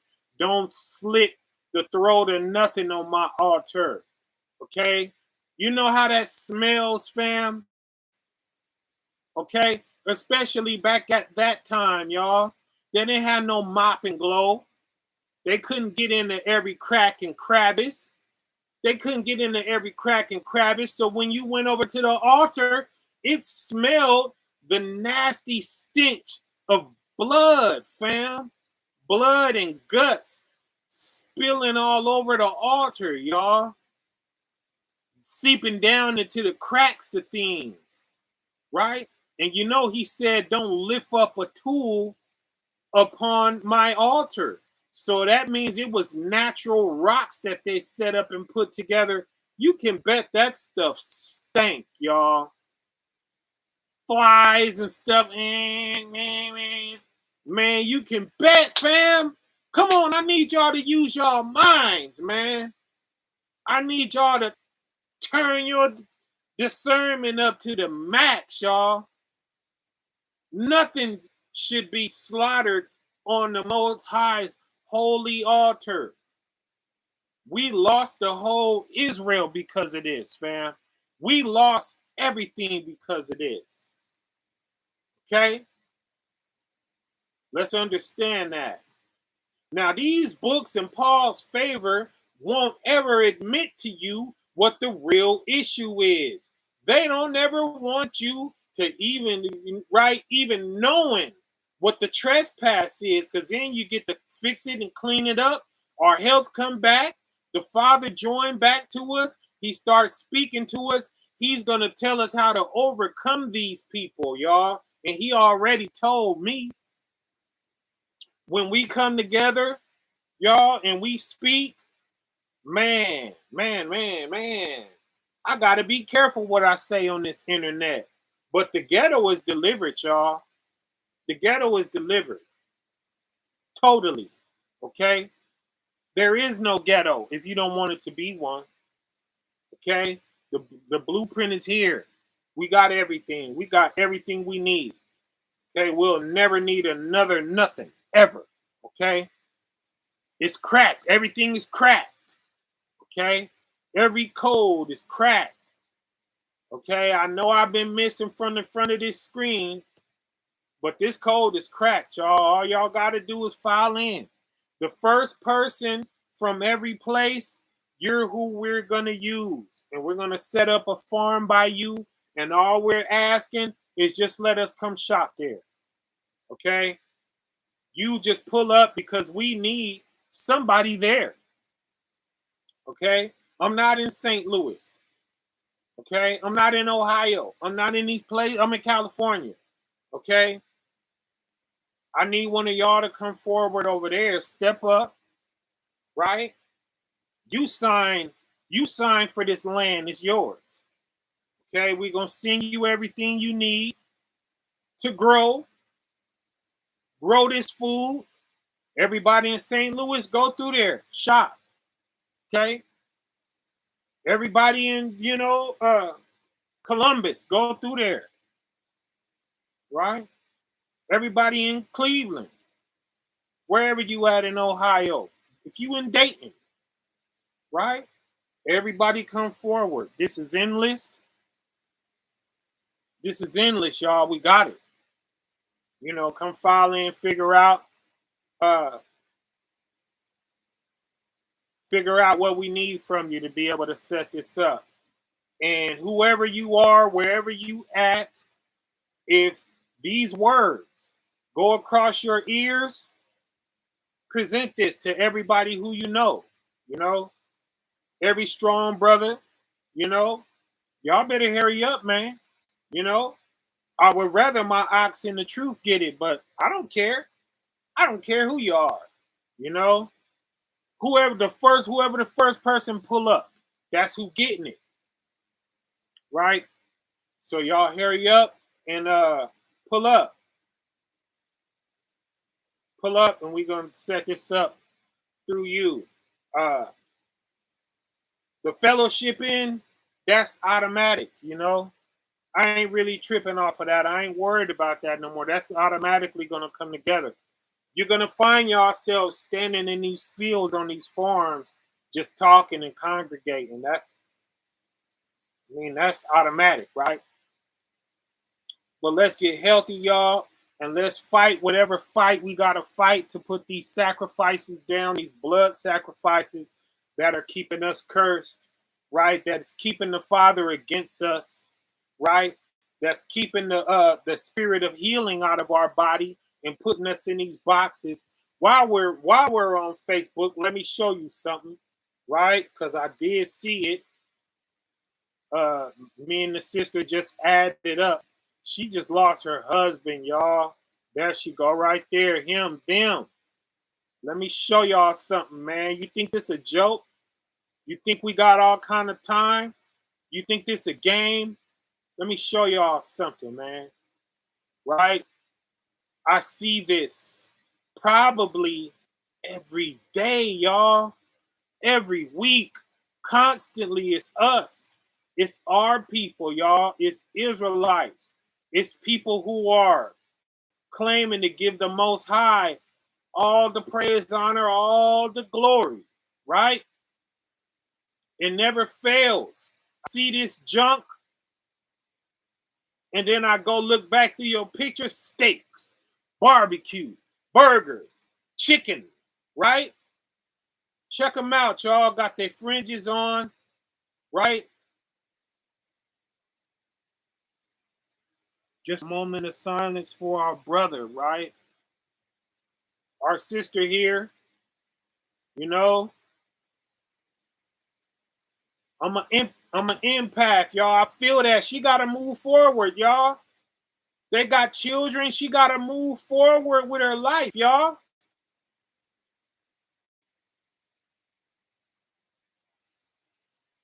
This spirit is on us, y'all. And the Father not stopping. We gonna have to stop. He ain't stopping. We better get it together. Huh? Strong brother, y'all. Strong brother, y'all. Israelite. Okay? Right? Green was the scheme. Green is life, y'all. Okay, like a blade of grass, all praises, right?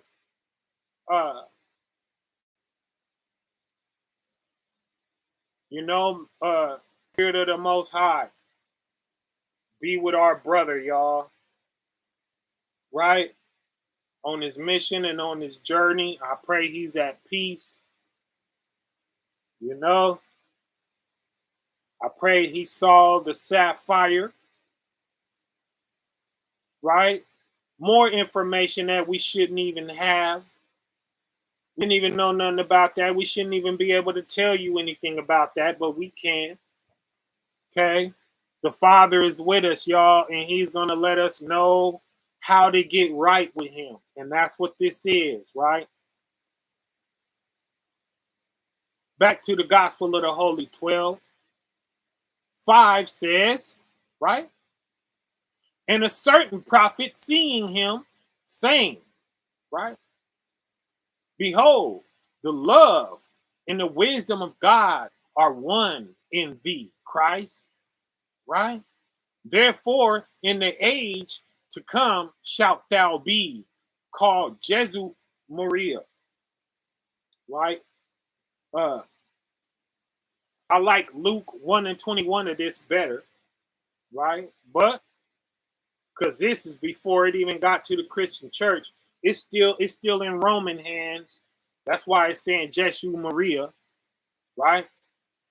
For the Christ shall God, right?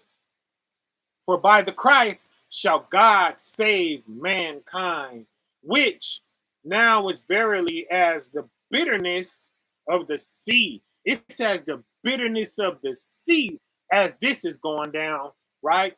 But it shall yet be turned into sweetness. That's the sword he's talking about. He was coming to bring, right? All peace is on the other side of an ugly war, fam. That's why you got peace, because all of the people who was messing things up, they slaughtered each other. And the Most High is absent in that. The Most High is the one that told you, thou shalt not kill. He the one who told you that. Right? So we can't blame it on him. That's not his will. It's not his will that anything dies, y'all. He is pro-life. He gave us life. He created us. Right? He's not doing both. He's not giving life and killing. He's doing one thing, y'all. I don't care where you see no slaughter at. We just saw with the letter sources where they're injecting that stuff, right? And making it okay. If you think your Father in heaven is half cool, half not with it, then you think you got a reason to kill. And that's what St. John chapter 16:2 is talking about, right?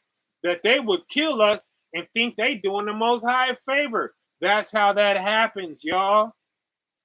So let's cut out all sacrifice and all slaughter, all killing. It's not of God. Oh, they didn't want this to get out. Oh, they hate that anybody is speaking these words, saying this right now. Right? Spread this. Put this in 1,000 inboxes, okay? Because this is the Father. He's here. He's trying to deliver us, y'all. Okay? And now, get to it. If you eating the sacrifice, you're going to have to lay up in that bed and sweat like Pookie. I've done it. Okay? And you don't know spiritual warfare until you try to put down the sacrifice. And that's why Paul's doctrine was so strong, because it stops me from being able to freely say this. I'm going to tell you straight up, put that sacrifice down. Stop killing anything. Oh, I ain't killing nothing. I'm just eating a steak. Yeah, well, guess what? If you stop eating the steak, they'll stop killing the steak, because ain't nobody coming and buying it. They'll notice it when that stuff is going bad up in their slaughterhouses, right? And if it don't work to that extent, then guess whose hands will be clean? Guess who will have the blood off of their hands? Guess who, when it's in the scriptures, the Most High saying, I don't want nothing to do with you. Your hands are full of blood. Guess who he won't be talking about when he says that? Yikes. Yes. He won't be talking about you, baby, when he say that. Okay? Yes. Oh, or should I say, no. He won't be talking about you, right? Because you're going to be on this right here that they told us, this book that they swore with their life that we better stay out of. It's a heretic. It's Gnostic. It's this and that. It's esoteric. It's secret knowledge. You know who's secret knowledge? Paul. Okay. You know who's bringing up something made up and make believe?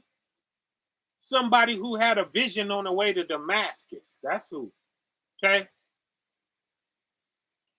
But this, right? But to this generation, the bride shall not be manifest. So Christ, right? Or the man is telling Christ and whoever was around at that time, it's not time yet. This ain't going down in this day. So this man, right? Who? A certain prophet seeing him. Okay.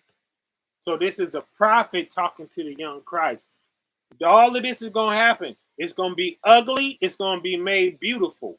But it ain't going to be made beautiful yet. We ain't going to see this in your time, Christ. They're actually going to end up hanging you on a crucifix. Okay? Nor yet to the age to come. So it ain't coming directly after that either. It's going to take about 2,000 years before we see this. Right? Or however, I don't mess around with what time it's going to happen. Okay? I know when it's desolate and we can't go in no store and we can't flick on no light switch and we can't turn on no water faucet, right? I know from that point we got about 3.5 years. Okay? According to the scripture. And that scripture could be off. We got to question everything now. We got to just live it out. Okay? So if I look up and we've been in that desolation for 4 years, I'm not going to give up just because it passed 3.5 years. No, you got to keep the faith and keep hanging on and keep doing what you know you're supposed to be doing. Right? That part. Right? Verse 6, and he went down with them and came to Nazareth and was subject unto them, and he made wheels and yokes and right and stables also. With great skill he was a carpenter, right? And Jesus increased in stature, okay, dealing with all of that stuff and doing all of that work with all of this, material and ropes and building wheels, and it made him get buff, right, and strong. That's what it says. He increased in stature and in favor of God and men. The Most High was looking down out of heaven like, yeah, look at my son, right? And men was on earth saying, man, this brother here, right? Verse 7, and on a certain day, the child Jesus came to a place where a snare is a trap, right? A trap was set for birds, and there were some boys there. And Christ said to them, who set this trap for this what? Innocent creature, right? Now freeze. Innocent creature, those are key words. Because when it talks about killing the innocent in these scriptures, they try to say, oh no, that was innocent men. They ain't talking about, right? To hell with these animals. Let's kill them all. Let's slaughter them all, right? And get us some steak, baby. Nah, it was talking about the innocent animals. Matter of fact, it ain't really no man you can call innocent. He didn't mess something up in his life and had to repent, right? Nah, this ain't talking about men. This is talking about animals. Let's read it with that understanding, right? Jeremiah 7:4-7. Trust ye not the lying words, saying the temple of God, the temple of the Lord, right? The temple of the Lord. That's what they was doing. Temple of the Lord, temple of the Lord. That ain't the temple of the Most High. Why? For if ye, right, thoroughly amend or throughly amend your ways and your doings, if you don't stop this, right? If ye throughly execute judgment between a man and his neighbor, right? Do right upon each other. And what else? In red, if ye oppress not the stranger. Okay, so now we're getting into having mercy. You can't have mercy on somebody who would chew you up and spit you out, right? No, you got to have mercy. If you're able to have mercy, you're having it on the people who are lesser than you, who can't stand up to you, right? What is that? Oppression. That's the oppressed, right? If ye oppress not the stranger, so you don't know them, they ain't from around your parts, they ain't the same as you. It's something else, right? The fatherless, okay, the orphans and the widows, how strong are they, right? And shed not what? Innocent blood in this place, y'all. Now, across the whole land, if you killed the person, you had to deal with that law, right? Because that was set up. Thou shalt not kill. In the beginning, it was set up, right? So the priests and everybody that was running around, they was still sticking to that. You still couldn't kill no person, you know. That was at the worst when they start talking about they was sacrificing people, right? That was at the worst and behind closed doors and things like that, and right? But this shed not innocent blood in this place. There's your animals right there, right? Neither walk after other gods to your hurt, right? So it means you're going to be hurt if you do this, if you walk after these other gods and partake in these sacrifices, right? This shedding of innocent blood. Y'all see that? Right? 7. Then will I cause you to dwell in this place. Then you'll be safe. Then all of the stuff that's trying to kill you and coming close and it's succeeding for a lot of people, I'm gonna keep that off your back. That's the Most High's promise, right? If we stop doing these things, right? Y'all understand? In the land that I gave your fathers forever and ever, right? And if not, y'all gonna have to get up out of here. So here we are out of here, and we still won't do it. We still won't straighten up. We've been gone since 70 AD, y'all, and we still running around out here. Why? Because we keep roasting the beast. That's why. If we stop doing everything else, we still coming together to meet, ain't it? Y'all, we still coming together to meet, y'all.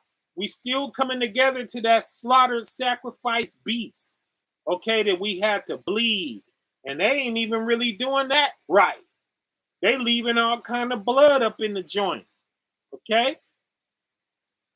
Jeremiah 22:17, but thine eyes and thine heart, okay, are not but for thy covetousness. So we're not using our eyes and our heart to say, let's back up off of these sacrifices. No, we're using our eyes and our heart to let's get it like this, baby, and let's have it like that, right? Let's do what we want to do. Let's chase after our pleasure. We're going to have this steak. We're going to have these riches. We're going to do all of these things. We're going to step on whoever and roll over on whoever. That's what we're using our eyes and heart for. We're using our eyes for, I like that. I want that for me. Coveting. Okay? Period. Right? That's why it says, by covetousness. Right? And for the shed, what? Innocent blood. Where else we see that at? Right here. Innocent creatures of God. And what is he talking about? Birds, y'all. Right? He's talking about birds, fam. Okay?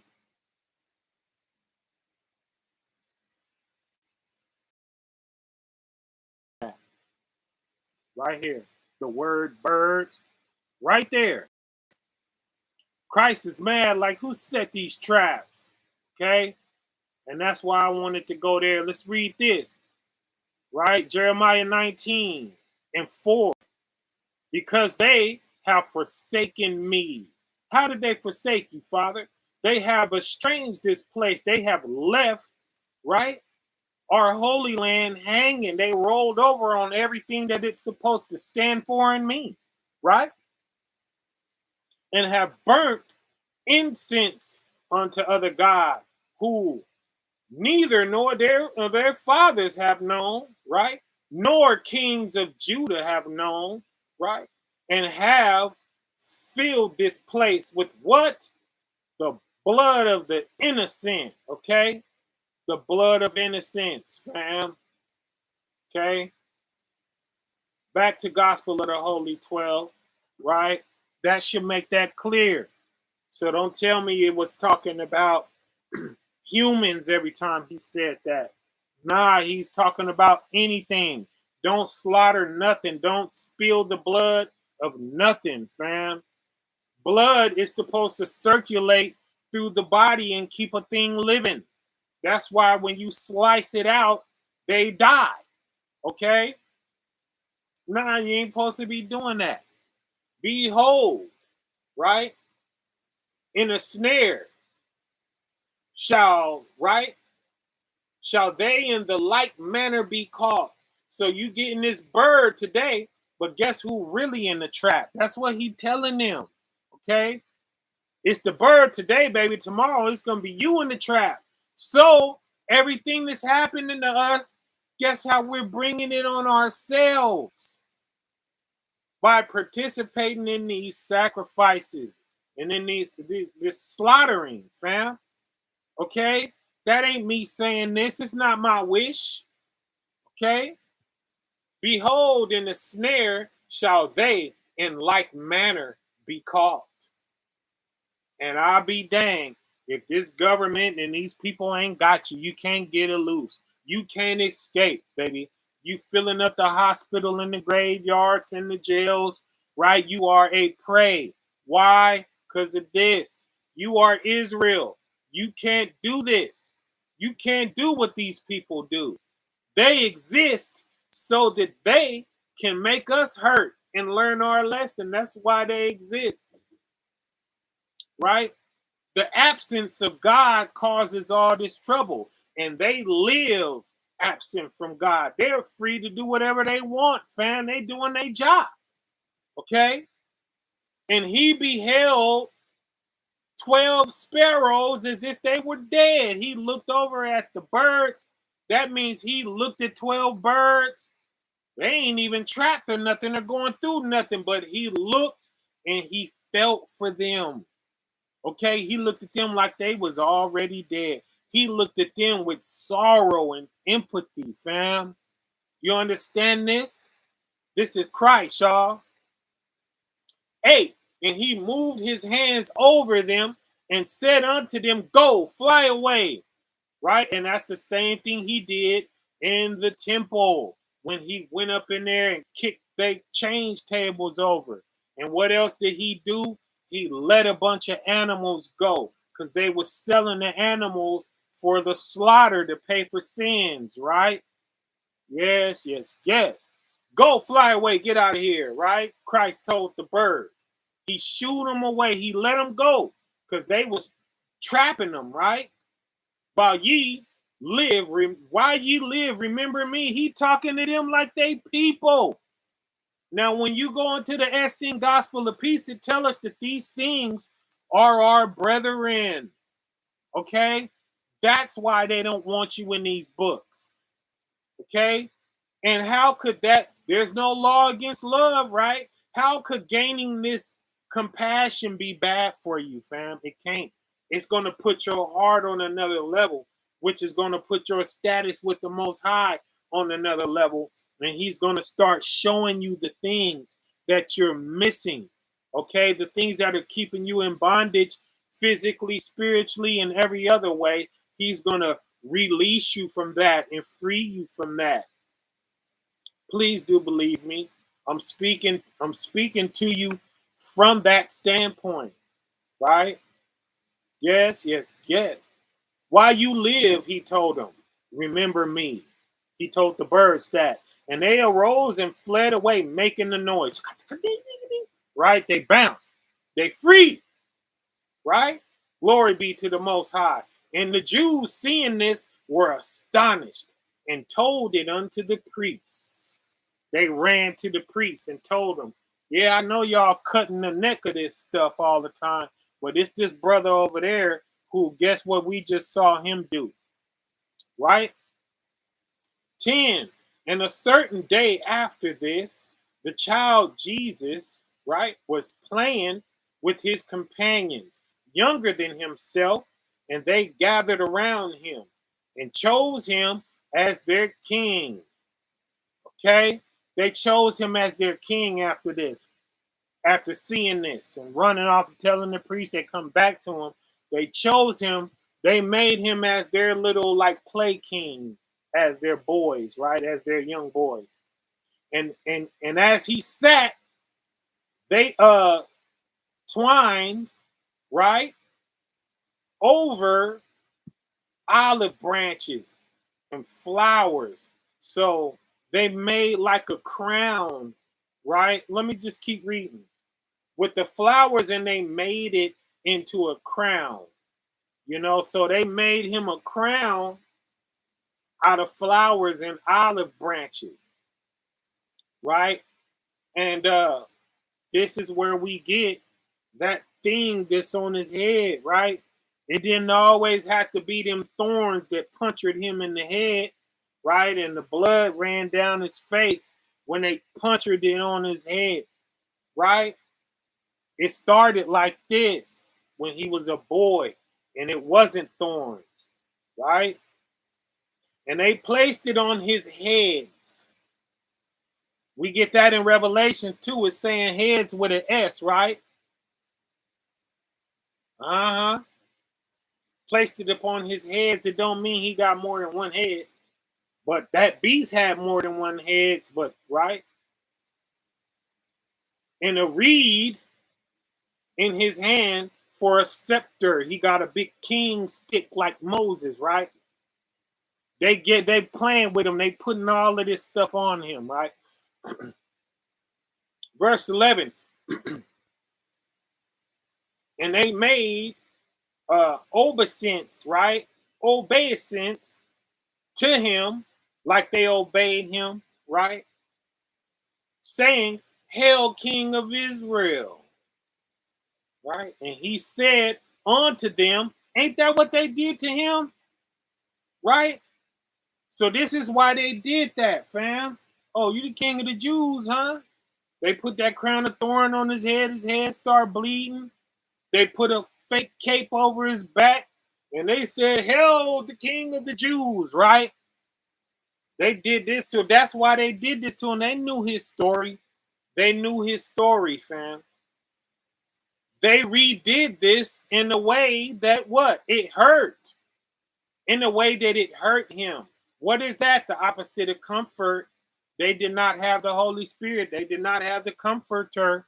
So this is why it's wrong to this day for you to be performing any discomfort on your brothers and sisters. We got to have compassion and empathy today, right? And we got to be making each other's road easy and easier, right?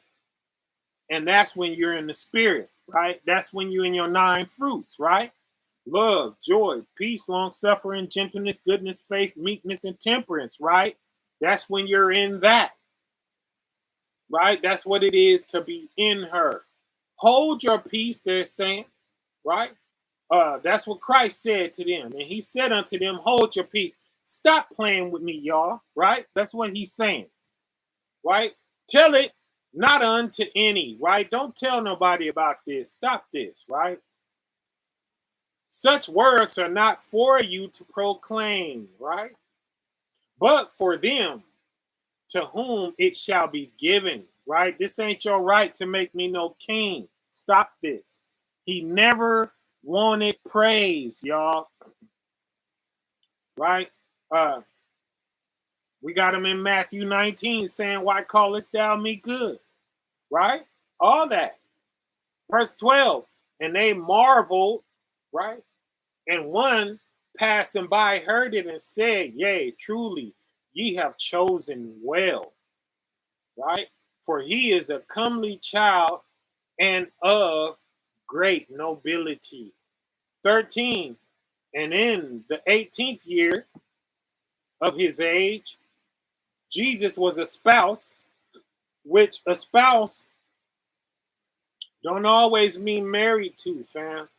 When you chase this rabbit hole, you're going to get adopt, support, take up, endorse, and advocate for, right? So Miriam, the virgin, right, of the tribe of Judah, with whom he lived for 7 years. He took care of her for 7 years. It sounded like she might have been sick or something. She was dealing with something.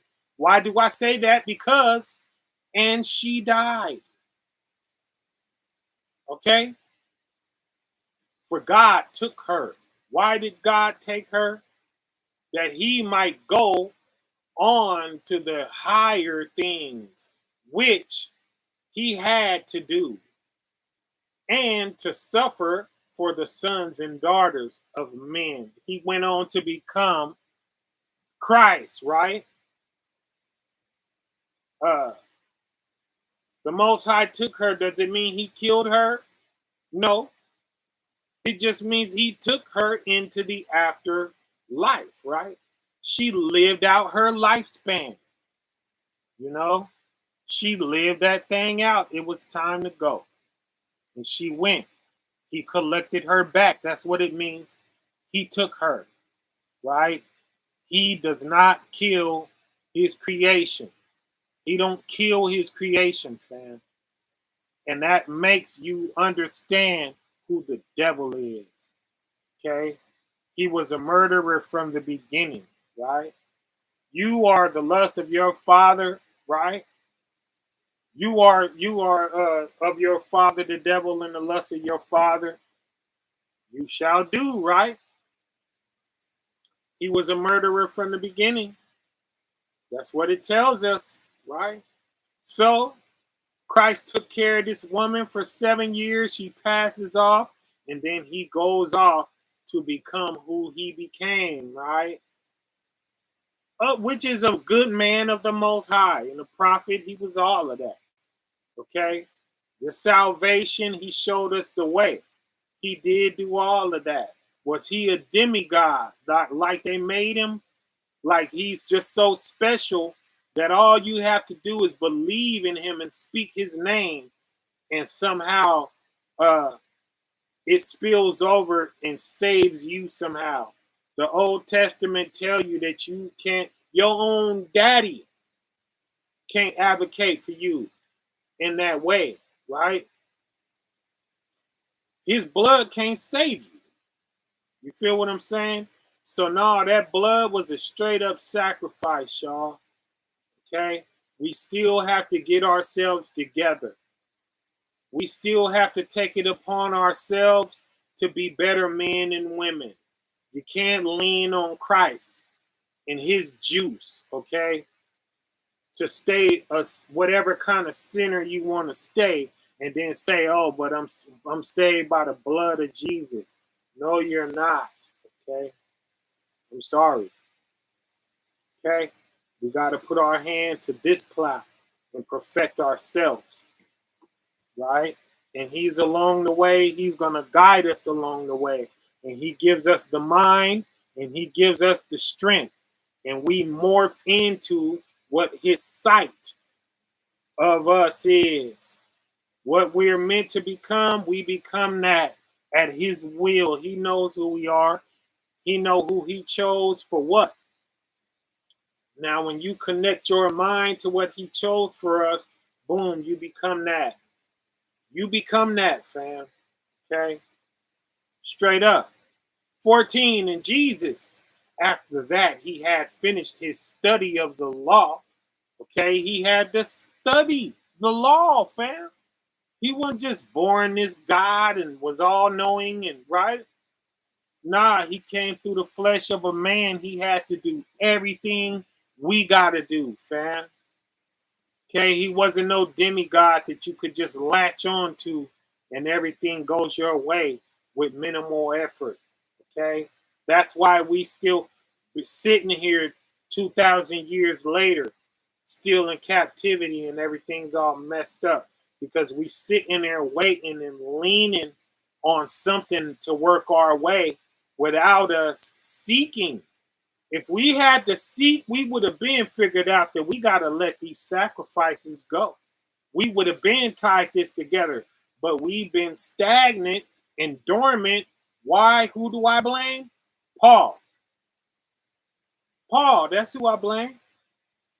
And who perpetuated his doctrine, who latched onto it and made sure it was the first thing to meet us all and called all of this other stuff heretical. The Roman Catholic Church did that. The Vatican and all that did that, right? They did this, right? Yes, yes, yes, y'all. Okay? Simple. Simple. This is not complicated, okay? This is not loopy, woo, woo, woo, right? This is, the words of mankind, y'all. Okay? He had to study the law, y'all. So, back to the question I asked when we started out. Now, go and ask everybody you know who is of some figure of authority. Ask them, what was Christ doing in between 13 and 30? In between the ages 13 and 30, tell me about Christ. And see how they respond to you, right? They ain't going to tell you he had to go study the law. They're going to tell you he left his biological family outside and all of that. No, I ain't going out there to them people. Tell them, the people in here that's doing the will of my Father, this is my family. They told you this to separate you from your family. Let the dead bury the dead and all of this stuff, right? Right? But he studied the law and he went down into Egypt, right? That he might learn the wisdom of the Egyptians. He went and checked the Egyptians out. So why shouldn't you? Right? They don't want you knowing this, fam. They don't want you knowing he went and checked out, laid his eyes on the Egyptians and looked at what they was into. Don't do it, right? But know about it. When you prophesy, you got to know what you're talking about. Okay? How you gonna know that? You never looked into it. You don't know what they do over there, right? You don't know that your own people are doing the same thing they doing, right? And that's why I shouldn't be in it with you brothers, with you Israelites telling me that, these stakes are protected. If you knew what the pagans was doing and they rituals thousands of years before it ever got to Jerusalem, then we wouldn't be having this argument. Look at what they've been doing and how long. And then look at our history. Look at the pre-source. And you'll see when it came from pagan land and got into Israelite custom. Okay, you're not supposed to be spilling no blood. Again, I say, right? They got you all scared to open any other book. You just stay right here in this book. Okay? That's like a man. He finds a woman and he locks her up in the house. She don't know what's going on outside. He done told her all kind of crazy stuff, right? If all she got to do is walk out that door and she'll see a whole world that he lied about. That's what you're doing, closing your face in the KJV. You don't know what's going on outside of there, right? Yikes. Okay? Even as who? Moses did. Moses did it. Guess who taught them? Abraham. Okay? They got their academics from Abraham, fam. And going into the desert, he meditated and fasted and prayed and obtained the power of the holy name. Okay? And that's why he came out. Okay? Think not that I am come to destroy the law. That's why he talking like that. Right? He's using the Father's name. Before Abraham was, I am. Right? Think not, right? Think not that I am come to or think not that what did it say? Let's pull back here and get it. Oh no, that was on Facebook, right?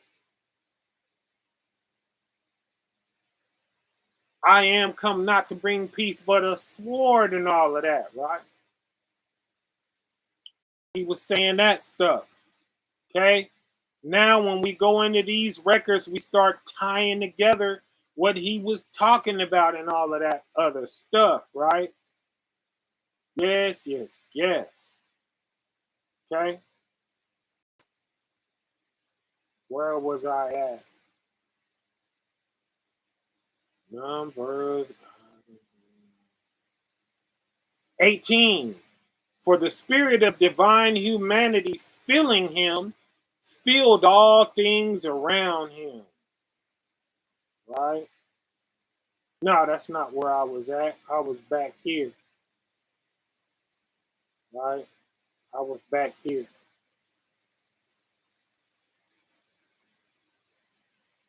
And Jesus, after that, he studied the law. He went down into Egypt and learned the wisdom of the Egyptians, like Moses did, right?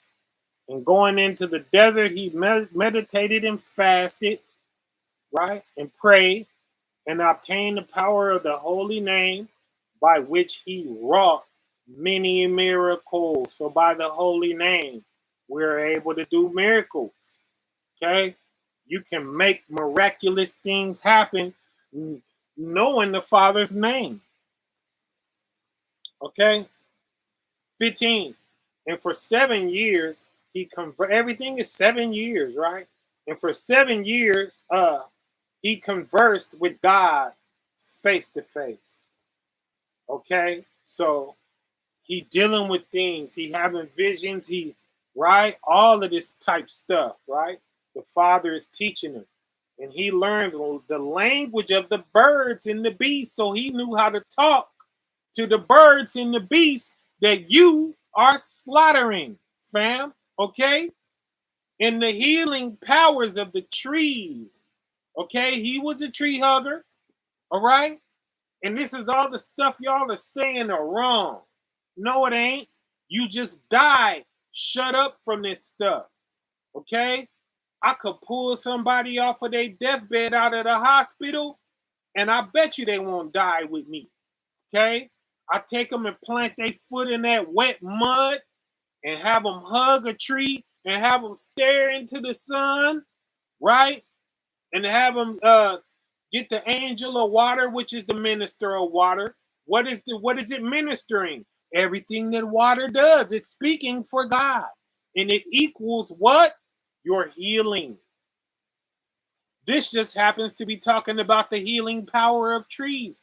There's healing power in the trees, y'all. It don't just come from eating the herbs and the leaves and boiling teas and things, right? It comes from eating the fruit. It comes from hugging the tree, right? Touching the tree, flat hands, palm, full palms, boom, right? Put your cheek up against it. Put your face up against it, right? You will heal. Ask me how I know, okay? I'm AWOL from the dialysis office, ain't I? When at once upon a time I had a 2.9 kidney function. When you die at an 8, okay, and I and I was walking around at 2.9, okay? Spirit, y'all, and of herbs, and of flowers, and of the hidden secrets of precious stones. The stones ain't wrong. You eat salt, don't you? Okay? You break that salt down, and them minerals is unmatched that get up in your body, y'all. Okay? Sea moss and all this type stuff, right? Crystals, y'all. And he learned the motion of the sun and of the moon and of the stars. He knows about all of that, fam. Okay? And the power of the letters, spelling. Okay, that's to spell. You really casting a spell with words. That's why they call it spelling. Letters. What am I doing? Spelling letters. Okay. Now, letters, you know what that means now because I spelled it. And now you can just deep dive into the word letters, and everything that a letter can contain, it'll teach you, right? These are letters that we're reading right now. It doesn't have to be signed, sealed, delivered. These are letters that we're looking at on this page, right? And mysteries of the square, of the circle, okay? The square and the circle shapes, okay? There's mysteries in them. So they got you scared to death of the word mysteries that's all plastered throughout the KJV, right? And that's what Gnostic is. It's mystery knowledge. So they're trying to block. They're trying to block in the future when the Most High reveals things to you. They're trying to block that. They're trying to have you run from mysteries. Okay. Man, they got you scared of everything. They got you scared of everything that's going to save your life, fam. Okay? It's healing in this stuff. Ask me how I know. Okay? Ask me how I know. And the transmutation of things, the way things change, you know, the metamorphosis of things, you know, the way leaves break down and the way a fruit rot, you know, the changes of things and what? And of forms and of numbers. There's the numbers again. And of them signs, right? There's going to be a lot of signs. They got you calling everything Gnostic and a heretic.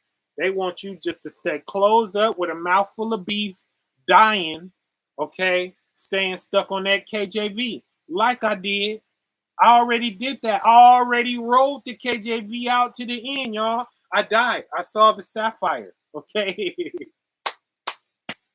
Yikes, okay? All right? And I'm not scared anymore. I came back. Oh, I was so afraid when I left. I saw that sapphire and came back, and I knew that this whole world was built for me, right? The sun, the moon, the stars, the wind, the water, the earth, everything, vegetation. Okay? I didn't want no bread when I got back. I didn't want nothing that had to go through a whole bunch of cooking phases. I wanted something I could just pluck and bite naturally. Sun kissed by the Most High, right? Yes, yes, yes. All right? Reading on, for thence he returned. Oh, they so scared of what I'm telling y'all right now, fam. They hope nobody ever hear what I'm over here talking about right now. They hope you never hear this, y'all. So y'all know what to do, family. Put this in 1,000 inboxes. Share what's going on here, okay? And we gonna run into some people. They're gonna have the big C, C answers and things like that. They're gonna have different diseases. Let's heal them, y'all. Let's jump in there and save their life, right? Let's jump in there and save their life, y'all. We got all of this blueprint. We got all of this. We didn't have this to we didn't gain this to keep it to ourselves, y'all. Right? So y'all spread this word out here and let's come together, put our heads together. Let's get these forums. Let's do all of that. Let's heal each other. Let's do all of that, fam. Okay? 16. And no. Let's back it up a little bit. Right? Precious stone. And he learned the motions of the sun, moon, stars, and the power of letters, right? And the mystery of the square and circle, okay? And the transmutation of things and the forms and the numbers and the signs, right? From thence, after this, he returned to Nazareth. He went home, right? He went back up under the Nazarenes who existed long before the birth of Christ, okay? They had to get themselves together and get a vessel clean enough to even birth Christ, to even bring the Messiah, right? To visit his parents. He went home to see mom and pop, right? To see Joseph and Mary, who raised him, right? Offer no flesh and no wine, right? Remember all that? Yes. And he taught there in Jerusalem. So he at home taking back all of the stuff he learned out there, and as an accepted rabbi, because you could bet that they had them closed up back then too. You stay around this land of Jerusalem, don't look over there, don't deal with nothing, don't know nothing, even though it first went there by you in Abraham, right? Abraham taught them, and they kept up different knowledge. But see, when you oppress the people, they can't know certain things because it'll bring them off from under your thumb, right? A lot of things you don't want them to know. Okay? Yes. Reading on. They accepted him as a rabbi when he got back home. Even in the temple, none hindering him. They couldn't stop him, right? And you could bet this what caused all the trouble with him. And after a time, he went to Assyria, India, Persia, to the Chaldeans, all that, right? And he visited their temples and conversed with their priests. Oh, man, he's setting it up. He's spreading out, right? And they're wise men for many years, y'all. For many years, he did this. Okay, this is where he was at between 13 and 30. Okay, now when the pastor don't know, you could tell him. When your elder don't know, you could tell him. Okay, this is where he was. How did you learn that? Gospel of the Holy 12. Oh, stay away from that book, right? No, I'm gonna stay away from you. Okay, that's what I'm gonna do. That's what I'm gonna stay away from.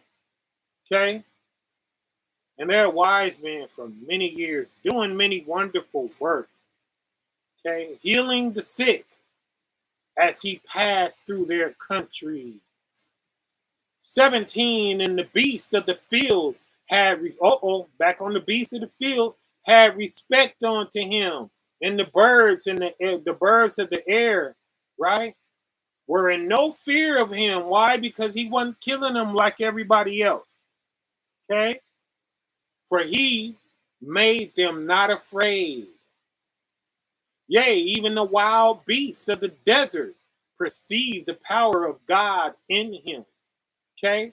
And did him service, bearing him from place to place.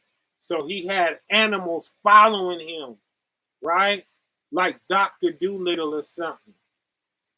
He loved them animals, okay? Stop killing them, y'all.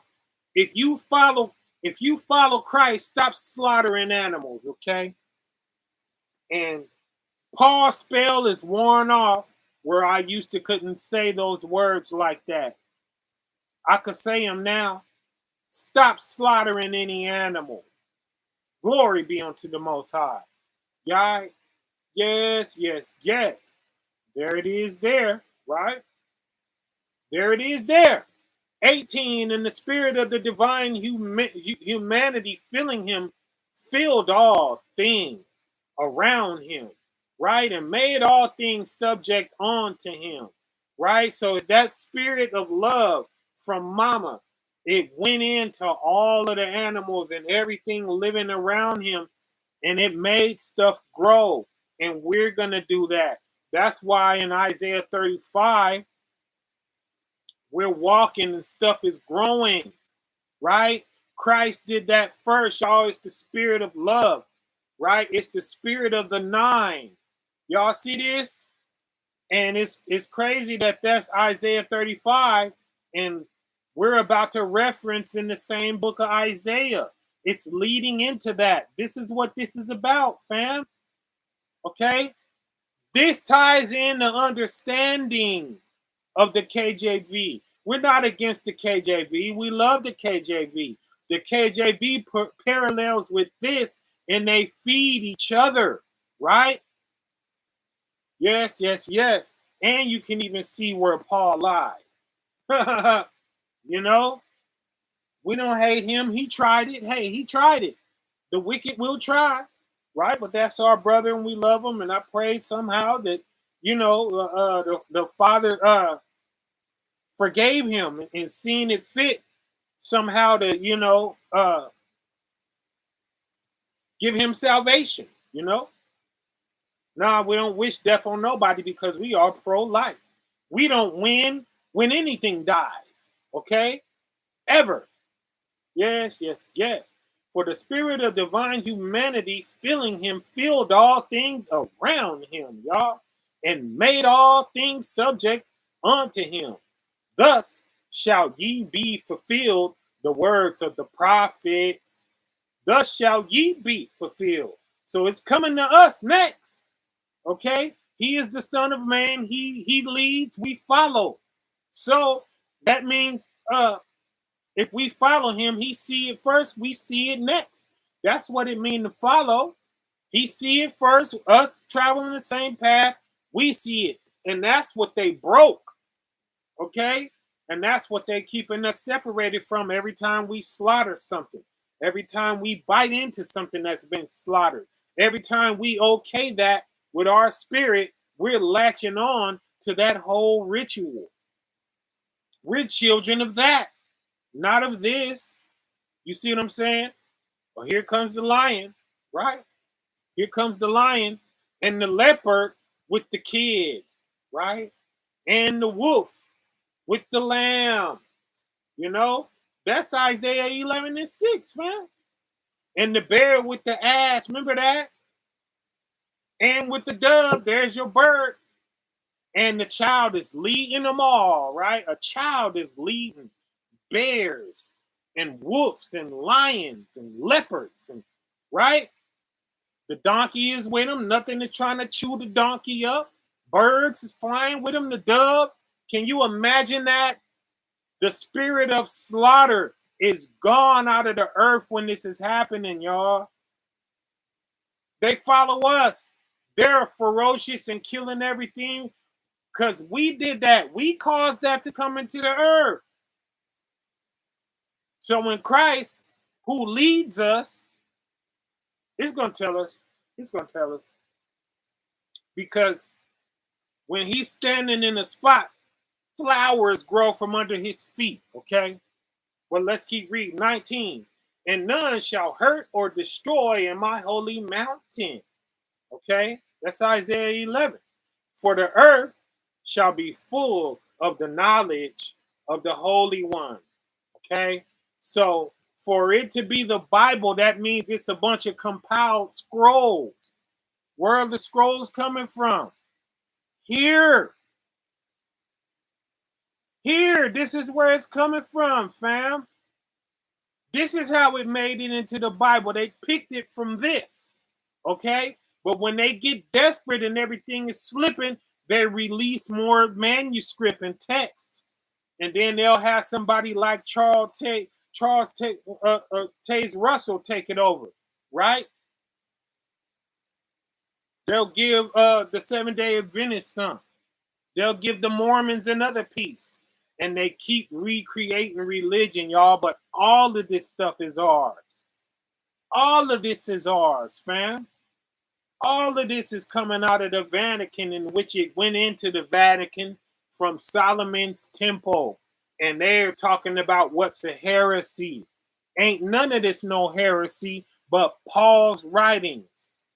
That's the only stuff that confuses you. And God is not the author of confusion. All the rest of this stuff is plain and read straight.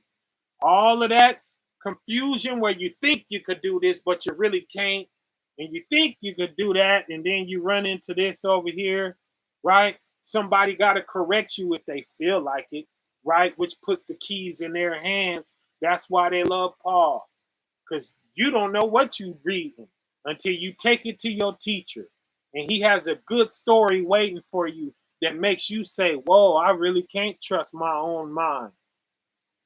That's not what Christ is teaching you. Christ taught you that you need no man teach you.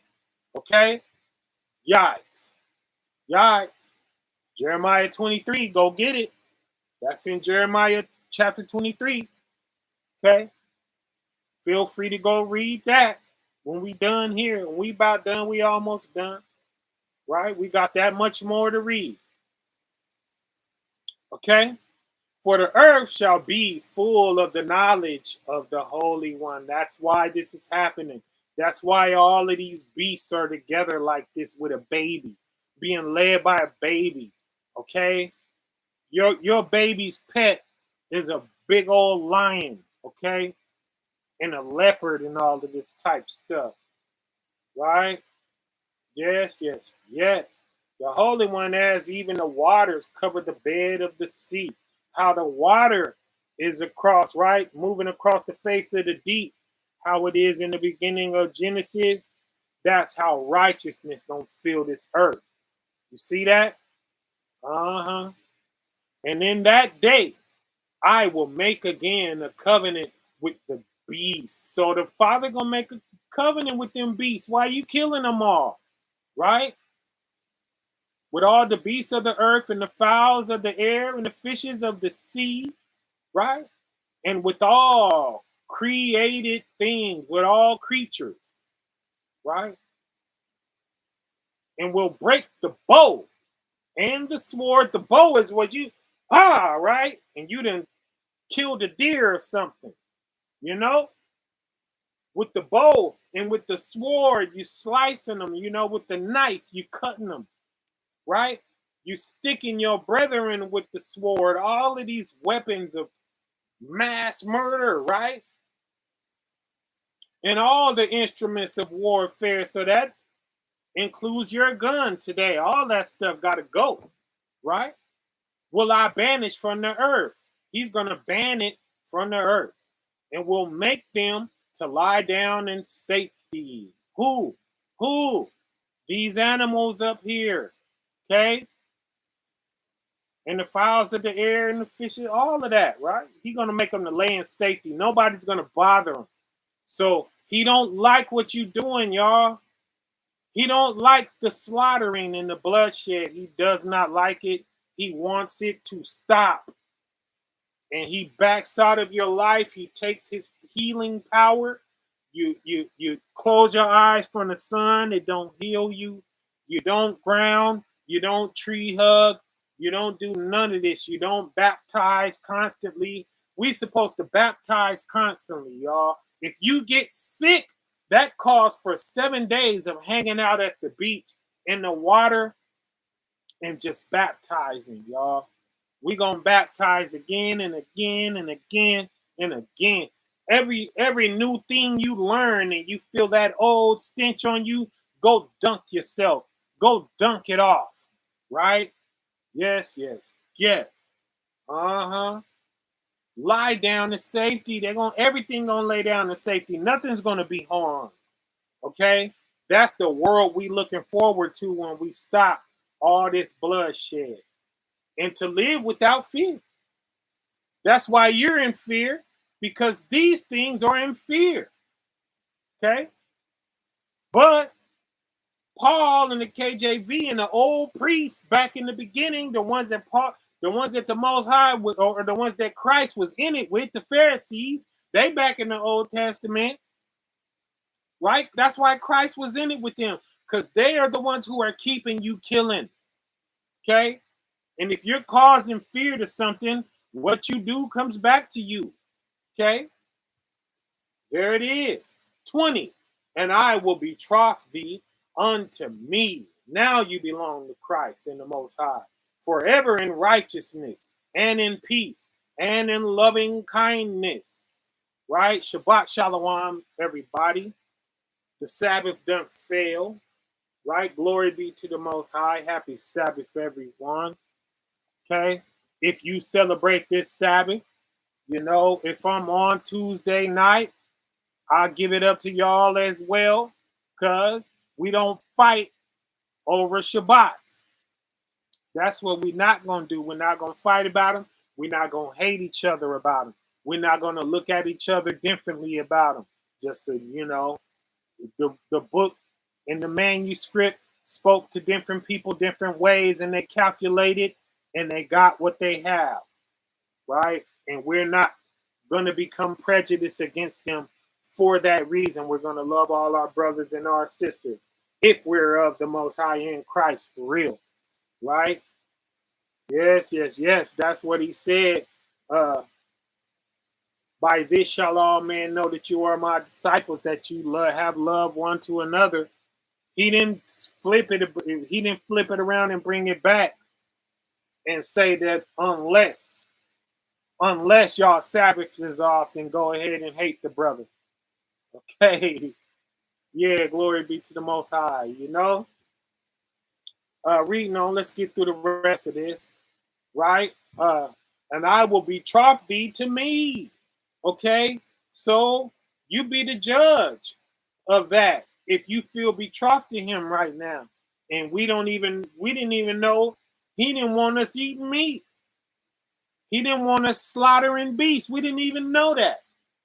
You know, we got Lion Paul, you know, in the Lion priesthood who was infiltrated and allowed that stuff in our Torah. We still under their deception, right? And subjection. This is him claiming us, right? Ain't that how it is with your wife? She fire you up so bad that you just watch her suffer. You know what I'm saying? Oh, your way is better than mine? All right, go ahead. You know? And she fighting with it. Ain't that when you claim her, when you feel sorry for her, your heart softens and you say, baby, that ain't how you do it. You do it like this. Stop doing all that struggling and fighting with that thing. This is what I need to be pleased, right? This is how you please me, mama. Check it out, right?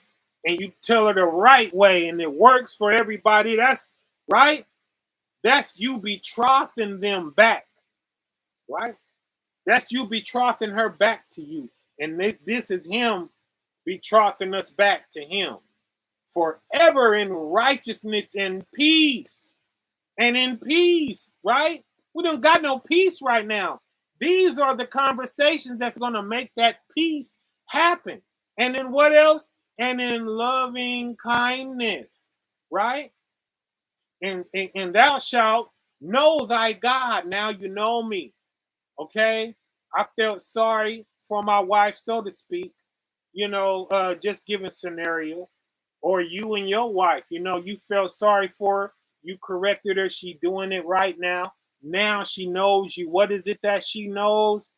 What you know about that situation that she needed help with.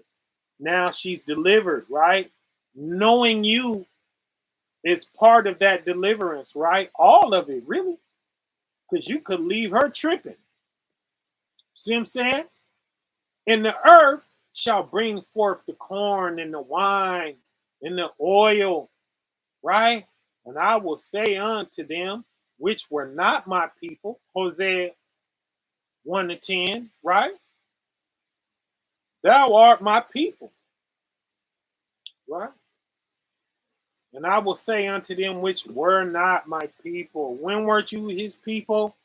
When you was doing everything he don't like. That's when, right? And it was perpetuating itself. It was feeding itself. You doing what he don't like, he's not granting you what you like. Okay, and y'all was stuck in that state. We've been stuck in it for the past 2,000 years. Okay, so now y'all better listen to these Nazarene and these Essene and these Ebionim. Okay, yes, yes, yes. Thou art my people, and they shall say unto me, Thou art our God. That's where we at right now. That's what we doing, baby. So fight with it the way you gotta fight with it. If you need me, I'm here. I can help you. Reach out, right? Or reach out to anybody you know. It's help out here. It's plenty of love out here. It's plenty of guidance out here. It's plenty of people who've been through what you're about to go through and tap in, and it makes it easier, right? But you will get through it, fam. You will get through it. I went from not understanding how I'm gonna give up this steak that I love. I was a mean grill master. I didn't know how I was gonna give it up, right? Till now, I look back, man, and I would never go back. When I eat that stuff now, you taste the gut after a long enough time, right? But let's get this 21. And in a certain day, as he was passing by a mountain side nigh, right? By a mountainside near unto the desert, there met him a lion, and many men were pursuing him with stones and javelins to slay him, right? He went around the side of a mountain and he saw a lion running and a bunch of brothers running, throwing harpoons and sticks and stones at it, right? This made him mad. Y'all check it out, right? Let's get this where we could look at it all. Because my picture's going to block it. There it is, right? We about to get up out of here, y'all. 22, but Jesus rebuked them. Okay, Christ rebuked them. Yasha rebuked them, right? As his name is in the Dead Sea Scrolls, which was hidden until recently, y'all. They found the Dead Sea Scrolls late, y'all. Okay, that stuff is very new, and it's calling him Yasha in there and Yesha, you know. But Jesus, Yasha rebuked them, saying, "Why hunt ye these creatures of God? Okay, which are more noble than you. They're more innocent than you are, right? By the cruelties of many generations, they were made the enemies of men, right? Who should have never been his friends. You never should have been his friends to wind up his enemies. Man, Christ is going in, y'all. He cussing them out, right? Not cussing, but 23. If the power of God is shown in them, so also is shown his long suffering. That's long suffering to back up off them, right?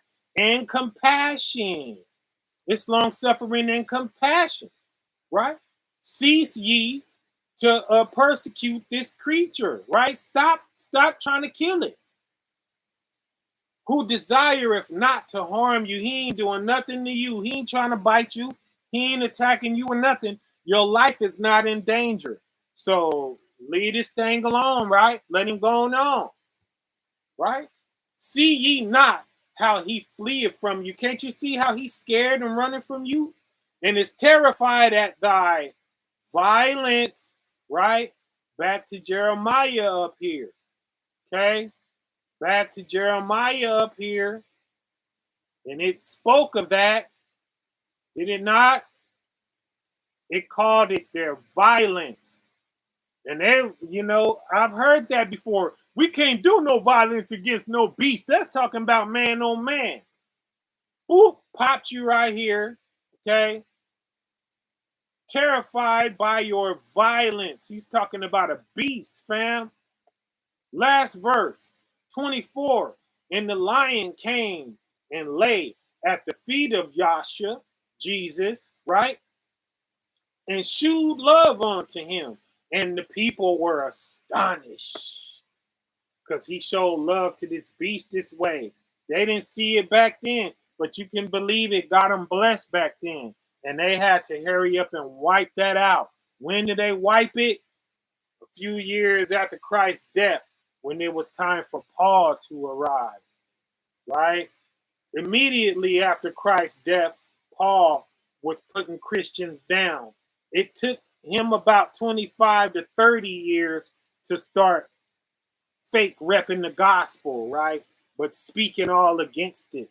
So y'all better wake up out there. I'm not off. You guys are. Okay? And you're going to know when this stuff falls upon you. You're going to know. And I just beg you guys, man, because that's how the Father, his absence makes this stuff fall upon us. Something can't touch you right now because the Father is close. But when the Father withdraw himself, you're going to get sick, okay? And I just beg and beseech you, brethren, that when you fall sick, don't be prideful. Don't say, man, I don't care. He's going to have to take me out. I ain't going over there. I ain't dealing with what Bronze and them is talking about. Don't take that approach, brother, please. Come over here. Get healed, brother.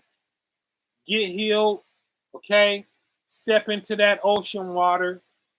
Ground in that ocean mud, okay? Hug these trees. Gaze that sun, right? Don't be afraid to come over here and get that. Cut the animal meat out. Pick up all of these herbs. Herbs heal. It ain't just talking about tinctures and teas.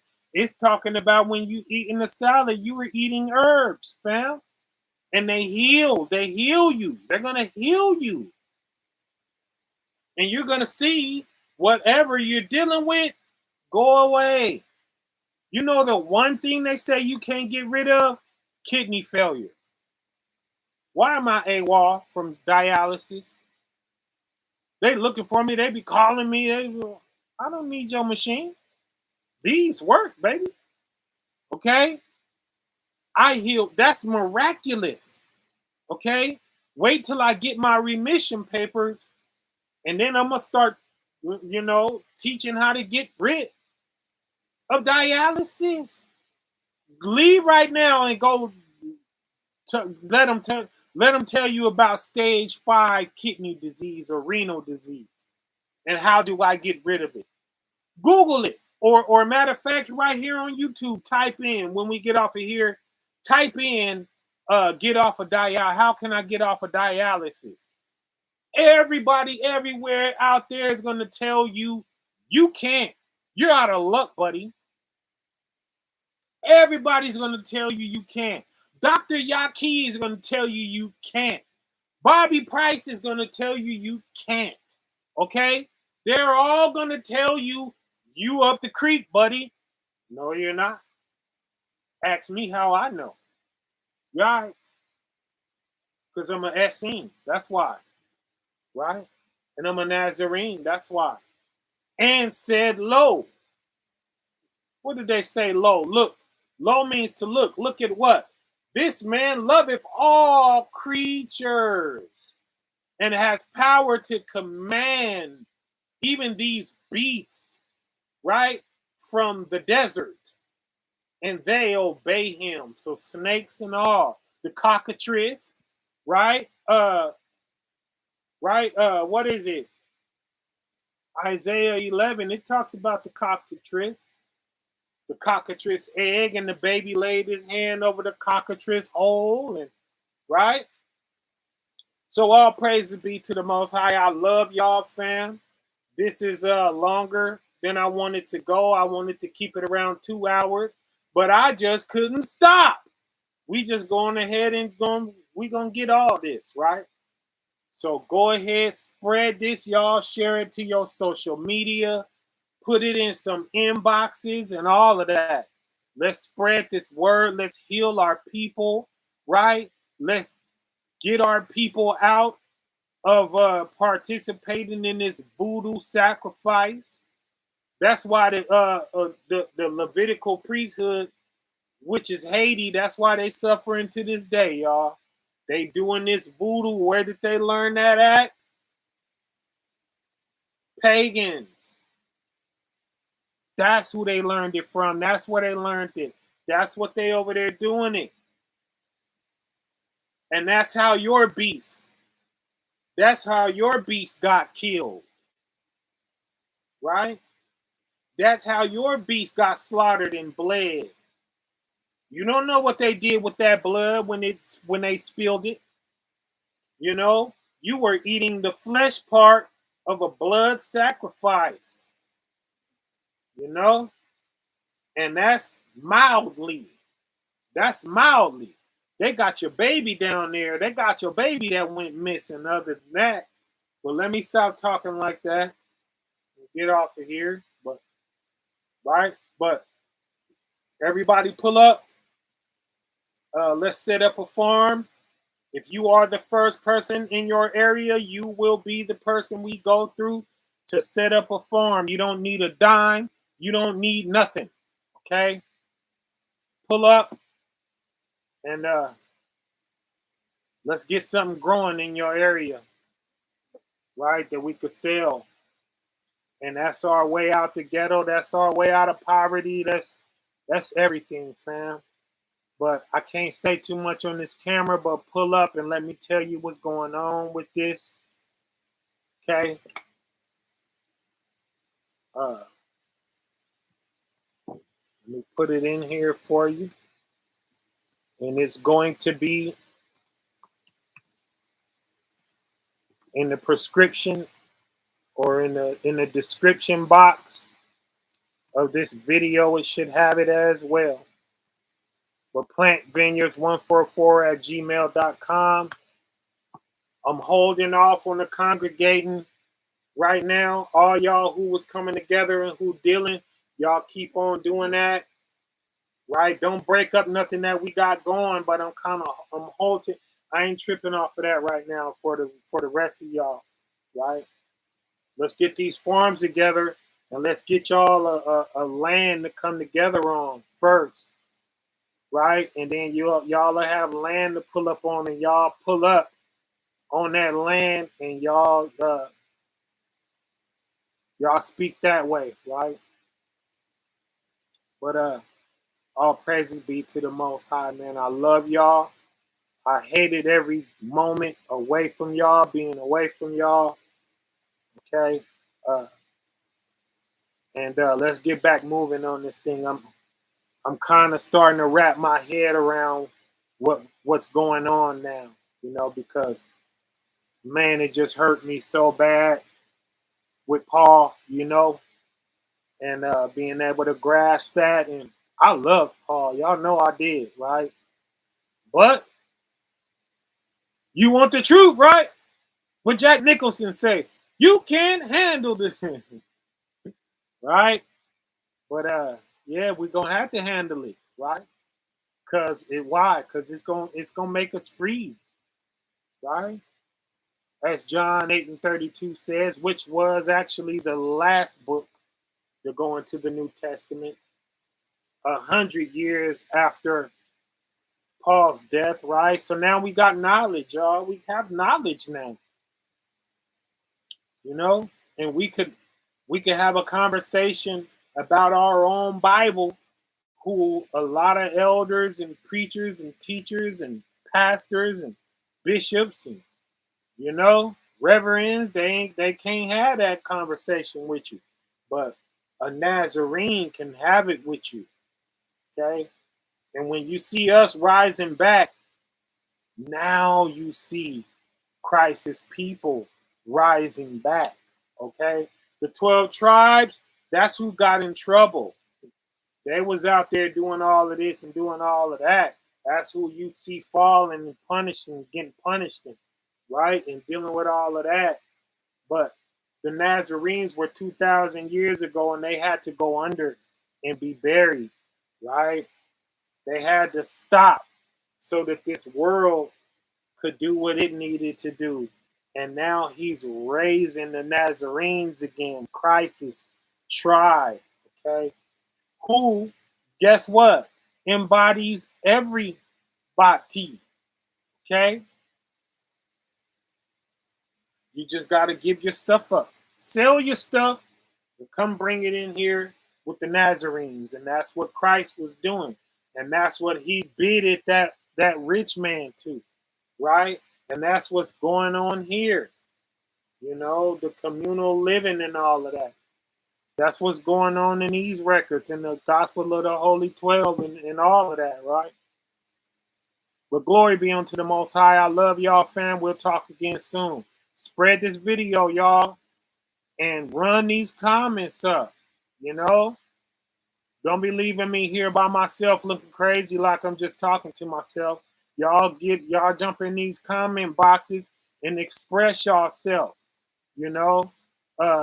Tell us about what you heard during this conversation, you know, that was a blessing to you, or what wasn't a blessing to you, you know? Express something, you know, and let's show them that we know how to communicate out there, you know, as opposed to one crazy man sitting here talking to himself, right? Let's show them our unity. But all praises be unto the Most High. We're going to talk about how to become a Nazarene and what makes you a Nazarene. There's some things you can't be doing, and there's some things that you got to do, right? So let's get into striving to do that, and we're going to take our time. Nobody's forcing anybody. You know, grow at your own pace. Do everything, you know, at a pace that allows you to maintain your peace. Because when you out of your peace, you can't do nothing, okay? And you can't be no good to nobody, not even yourself, if your peace is disturbed, right? But all praises to the Most High. I love y'all, fam. I'll speak to y'all soon. Shalom, shalom, right? Peace. Get some type of music going or something like this, right? Let's go out with the song.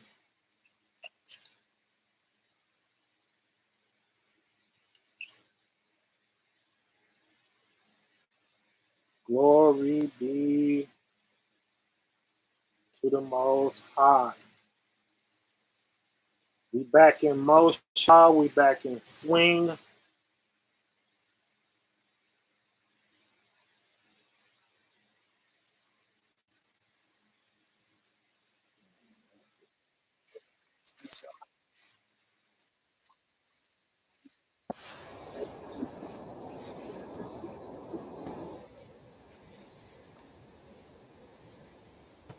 People pass over,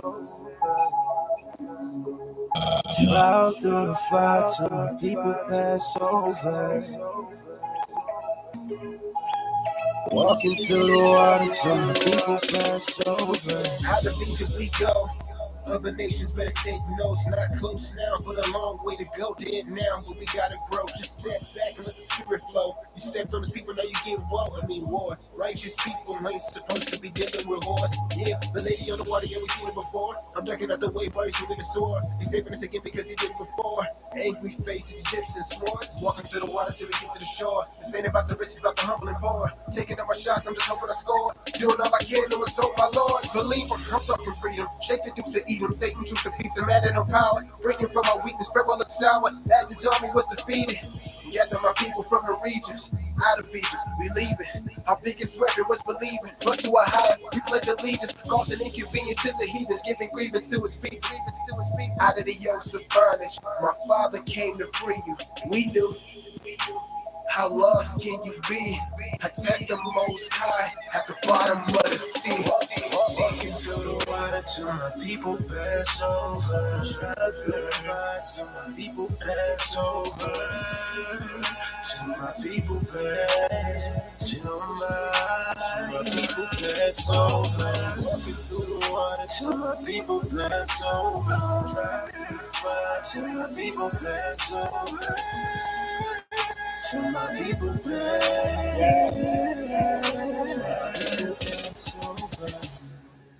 Exodus 14 and 21 through 22. And Moses stretched out his hand over the sea, and thy power caused the sea to go back by a strong east wind all that night, and made the sea a dry land, and the waters were divided. 22. When the children of Israel went into the midst of the sea upon the dry ground, and the waters were a wall unto them on their right hand and on their left. No longer need to build no Tower of Babel. Now they got NASA. Gonna be bringing space junk when you shy into the atmosphere. But yet it's still they try to block our destination. A checkpoint here, border there. Over there, set up stations. Drone strikes in the rainforest. Blasting our camp, still kind of damp. From the river that we dove in and swam. We have to fight our way to the wilderness and be ready, it's coming. Another exodus, Father said he'll bring us through when I trust him. Heathen's hard-headed, I must say. After all them 10 plagues, pestilence to their cattle. Boils all over their face. Still been stopping for trying to come and run off in that split ocean. We made it safe out the other side, but he let it close back on up. So here we are again. Another enemy that don't think well. Deuteronomy 32 and verse 21, if I must tell.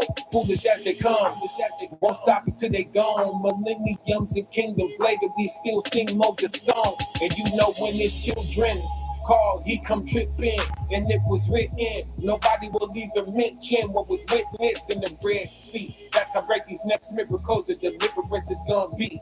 For you and me, for you and me, yeah, for you and me. Walking through the water till my people pass over. Try to purify till my people pass over. Till my people pass. Till my people pass over.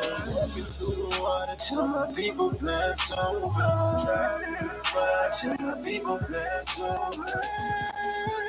Till my people pass. Let my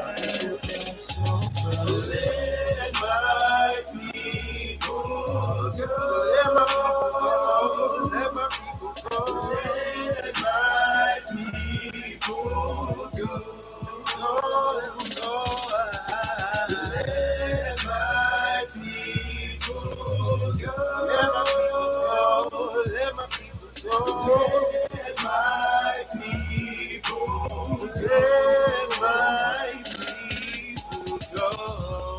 Jeremiah 16 to 14 through 15. Therefore, behold, the days come, saith thy power, that it shall be no more said, thy power liveth, that brought up the children of Israel out of the land of Egypt.